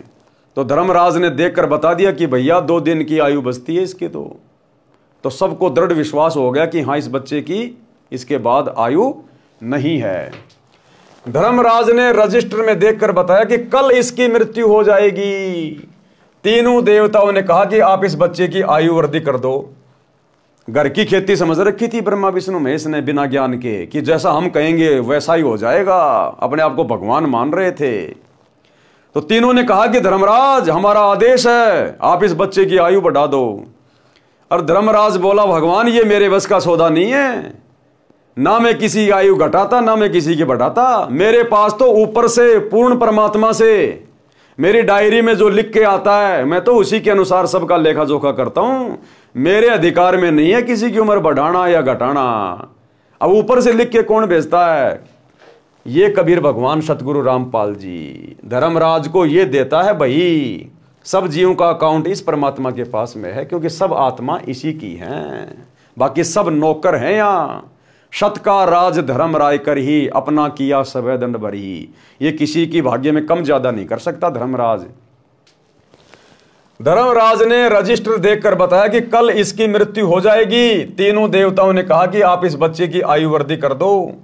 धर्मराज ने कहा यह असंभव है। तीनों ने कहा कि हम आपके पास बार बार नहीं आते, आज इज्जत बेइज्जती का सवाल है। अब ब्रह्मा विष्णु महेश बोले, रे भाई हमारी क्यों खड़ी खड़ी बेइज्जती करवा रहा है? हम हमेशा थोड़ी आते हैं तेरे दरबार में, कभी कभार आते हैं, आज तो हमारी इज्जत रख ले। बोले भैया चाहे इज्जत हो चाहे बेइज्जती हो, ये मेरे बस की बात है ही नहीं। हमारे आए हुओं की इज्जत तो रख लो। धर्मराज ने कहा कि एक पल भी न बढ़ाई जा सकती है न घटाई जा सकती है। यदि आप अपनी आयु इसको दे दो तो वृद्धि कर सकता हूं। कि भैया मैंने तो पूर्ति करनी पड़ती है, तुम्हारे में से कोई अपना जीवन दे दो, ब्रह्मा विष्णु महेश में से हैं, और मैं इस बच्चे की आयु बढ़ा दूंगा। मैंने तो हिसाब किताब भैया पूरा करना पड़ता है। अब अपनी उम्र कौन दे? ये सुनते ही सबकी हवा निकल गई। उस समय कहने लगे कि ये तो परमेश्वर ही कर सकता है। अब तीनों देवता क्या कहने लगे कि भाई ये तो भगवान ही कर सकता है। अब इनको भगवान नजर आने लग गया कहीं और, पहले अपने आप में भगवान बने फिर रहे थे। उस समय कहने लगे कि यह तो परमेश्वर ही कर सकता है। वहां से तुरंत चल पड़े और गरुड़ से कहा कि कोई और समर्थ शक्ति है तो तुम इसकी आयु बढ़वा कर दिखा दो। अब ब्रह्मा विष्णु महेश फिर भी नहीं माने और कहा भाई गरुड़ अगर कोई और भगवान है ना हमारे से बड़ा तो उससे इसकी आयु बढ़ा के दिखा दे हमें। गरुड़ ने कबीर जी से ध्यान द्वारा टेलीफोन से, यानी संतों का टेलीफोन होता है उनका ध्यान, संपर्क किया। परमेश्वर कबीर जी ने ध्यान द्वारा बताया कि आप इसके लिए मानसरोवर से जल ले आओ, वहां एक श्रवण नाम का भगत मिलेगा, उसको मैंने सब समझा दिया है, आप अमृत ले आओ। गरुड़ जी ने जैसी आज्ञा हुई वैसा ही किया। अमृत लाकर उस बच्चे को पिला दिया। उस बालक के पास में मैं गया, गरुड़ ने उसे सब समझा दिया कि अमृत तो बहाना है, ये स्वयं परमेश्वर हैं, इन्होंने जल मंत्रित करके दिया था। अब भाइयों और बहनों, नाम दीक्षा के समय हमें जो मंत्रित जल मिलता है एक बार, वो है वो जल। उस जल के पीने मात्र से उस बच्चे की परमात्मा ने आयु एक्सटेंड कर दी। और वो जल हम भगत भाई बहन रोजाना चरणामृत के रूप में अपने घर पर पी रहे हैं रोजाना। यही है वो समर्थ परमात्मा जिन्होंने जल मंत्रित करके दिया था अपनी वचन शक्ति से। जो जल हमें प्रथम बार नाम दीक्षा के समय मिलता है, प्रथम दीक्षा के समय जो जल पिया जाता है वो मंत्रित होता है गुरुदेव भगवान की वचन शक्ति से। और उसके बाद हमें रोजाना घर पर अलग से चरणामृत दिया जाता है पीने के लिए, एक छोटी सी शीशी में, जिसको आगे से आगे हम पानी डाल के बढ़ाते रहते हैं। तो भाइयों और बहनों, वो अमृत का जल उस मानसरोवर से भी ज्यादा पाक और पवित्र पावरफुल जल, अमृत जल, गुरुजी का चरणामृत आप और हम आत्माओं को रोजाना पीने को मिल रहा है।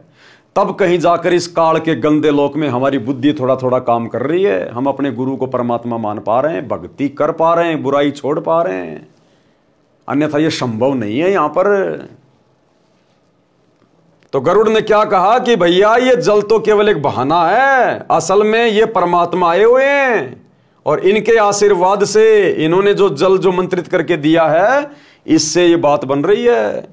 ये स्वयं परमेश्वर हैं, इन्होंने जल मंत्रित करके दिया था।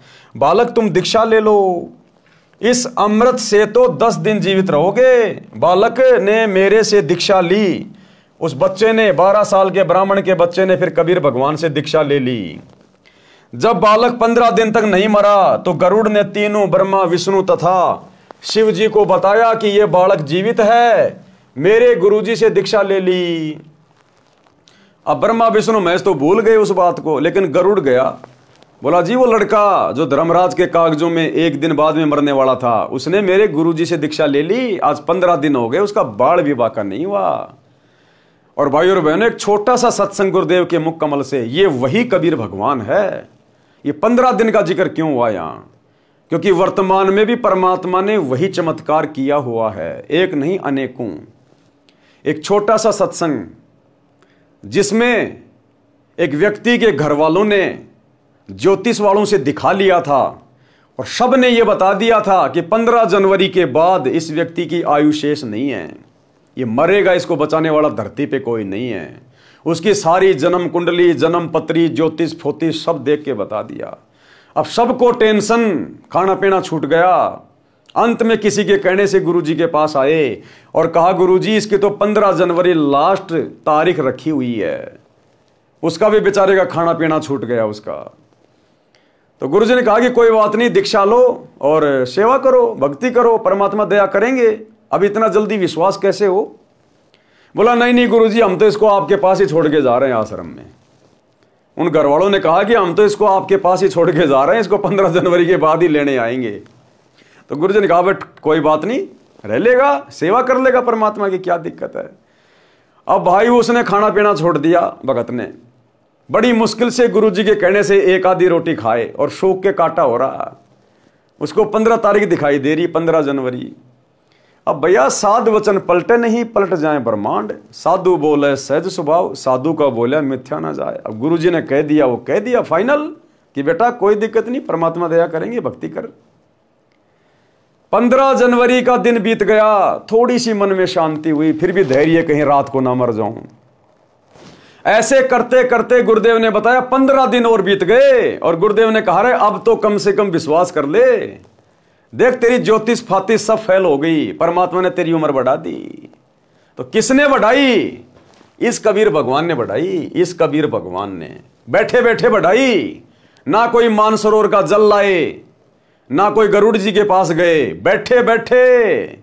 तो ये है वो कबीर भगवान जो गरुड़ जी के पास गया था और जिसने उस ब्राह्मण के 12 वर्ष के बच्चे की आयु 100 साल की कर दी भक्ति के लिए, अपनी शरण में लेके।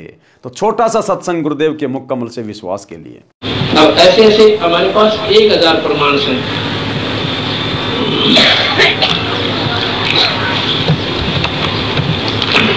ये भगत मिस्त्री राज है। कृष्ण सनोप गंगाराम गांव करोथा में हमारा ही आश्रम भी बन गया, बाद में बना है। इसको इतना भयंकर रोग हो गया, इसने 6 मैं बोला भी बात सुनो,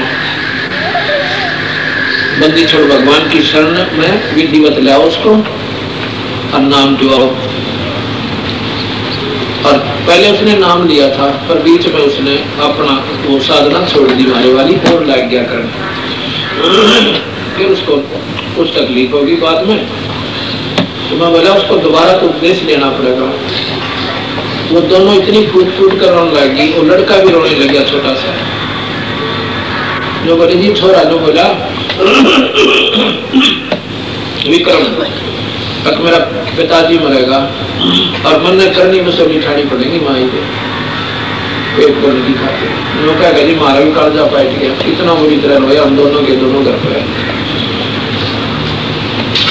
मैं बोला भी उसको लाओ यहाँ पे और अपना दिल रखने खातिर मैंने उनको भाई 7 कामना अपने कबीर भगवान के आधार पर दी कि वे चिंता न करें, ये नहीं मरेगा।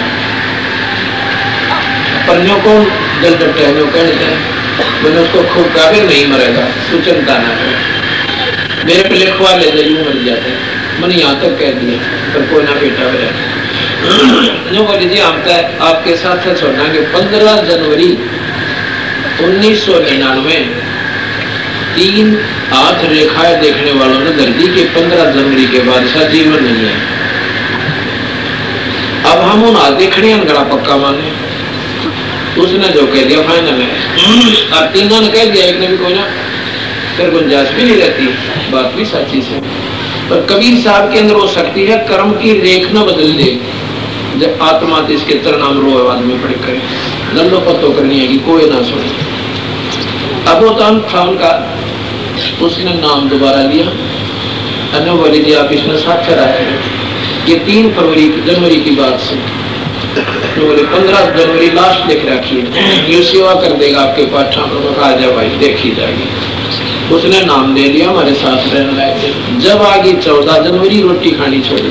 खावत पहले हम इसी था बेचारा, इतनी बुरी पीड़ा है इसलिए यहाँ पर गले में और सारे शरीर में कपड़ लगना। 14 जनवरी जब आई रोटी खानी छोड़ दी, मैं बोला भाई कृष्ण खाना खा लिया? अब जी खा लिया। मतलब ऐसे बोला, वो तो जिसका सत्संग चल रहा था उन्होंने बोला जी भोजन नहीं खा, भगत जी न्यों का उठ का आया थाली पर। और वह जिसका दिन कर रखा मरने का, किसी रोटी खाई नहीं।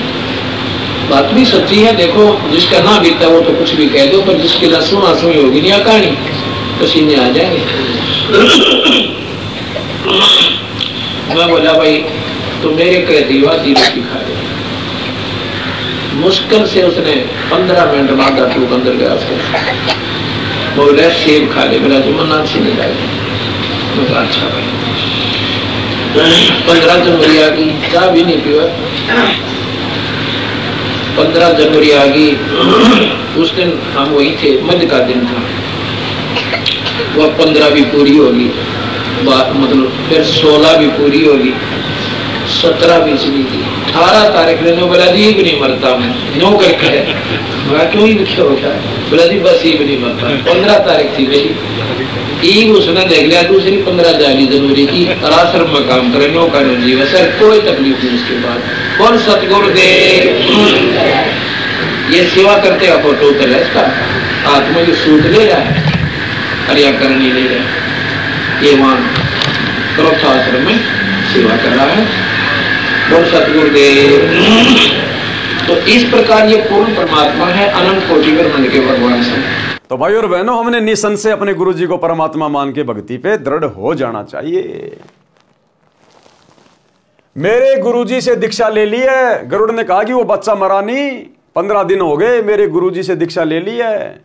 उन्होंने उस बच्चे को पूर्ण आयु जीने का आशीर्वाद दे दिया। ब्रह्मा विष्णु महेश तीनों फिर धर्मराज के पास गए। अब तीनों देवता फिर धर्मराज के पास गए कि तू तो कह रहा था कि ये कल मरेगा, इसके कागजों में लिखा हुआ है, इसको तो आज जो है 15 दिन हो गए।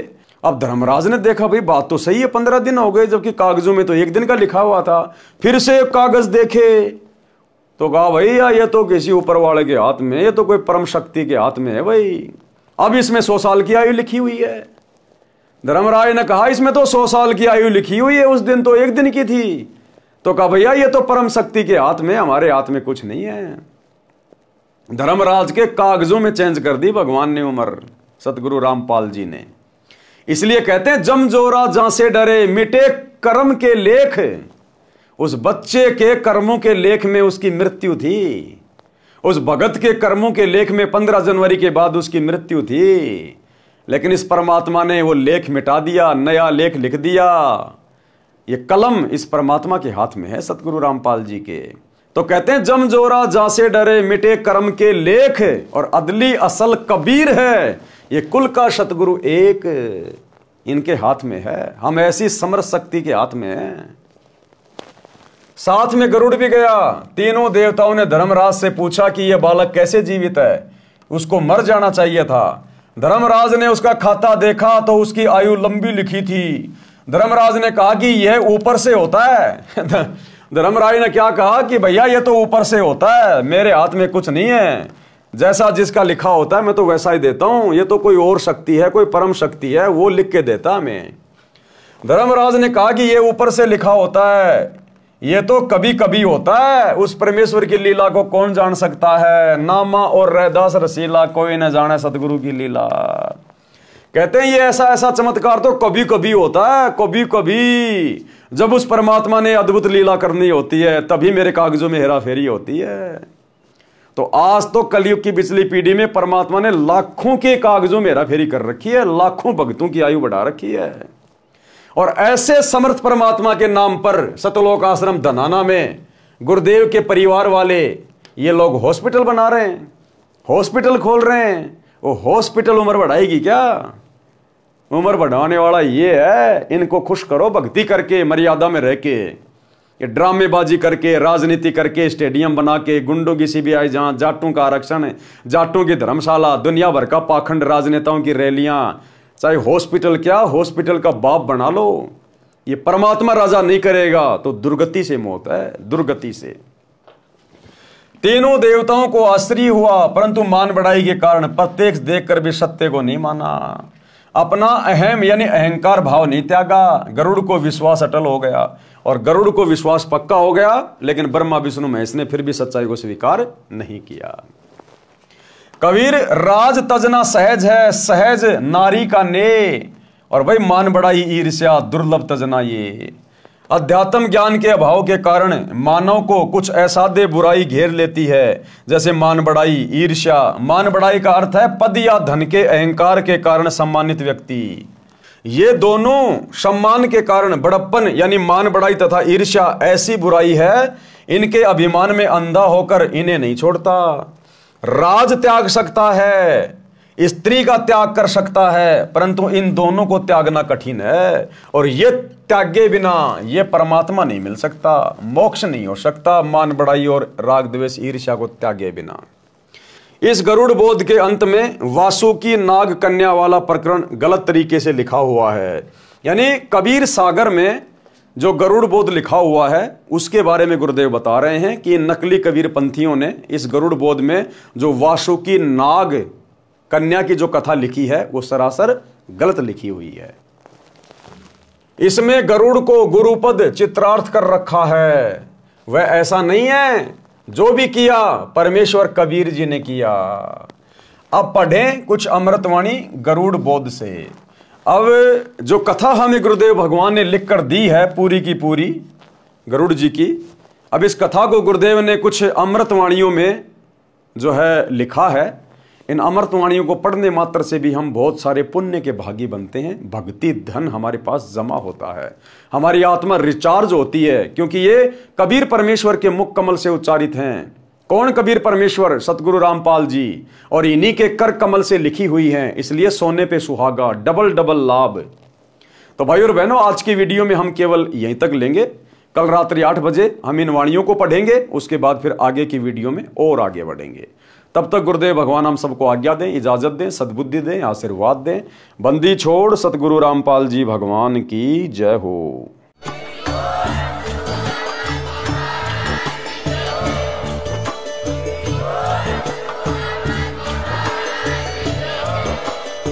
भाई जो गुरु बचन पे डट गे, कट गे फंद 84 के, कट गे फंद 84 के, कट गे फंद 84 के। भाई जो गुरु बचन पे डट गे, कट गे फंद 84 के, कट गे फंद 84 के, कट गे फंद 84 के। भाई जो गुरु बचन पे डट गे, कट गे फंद 84 के, कट गे फंद 84 के, कट गे फंद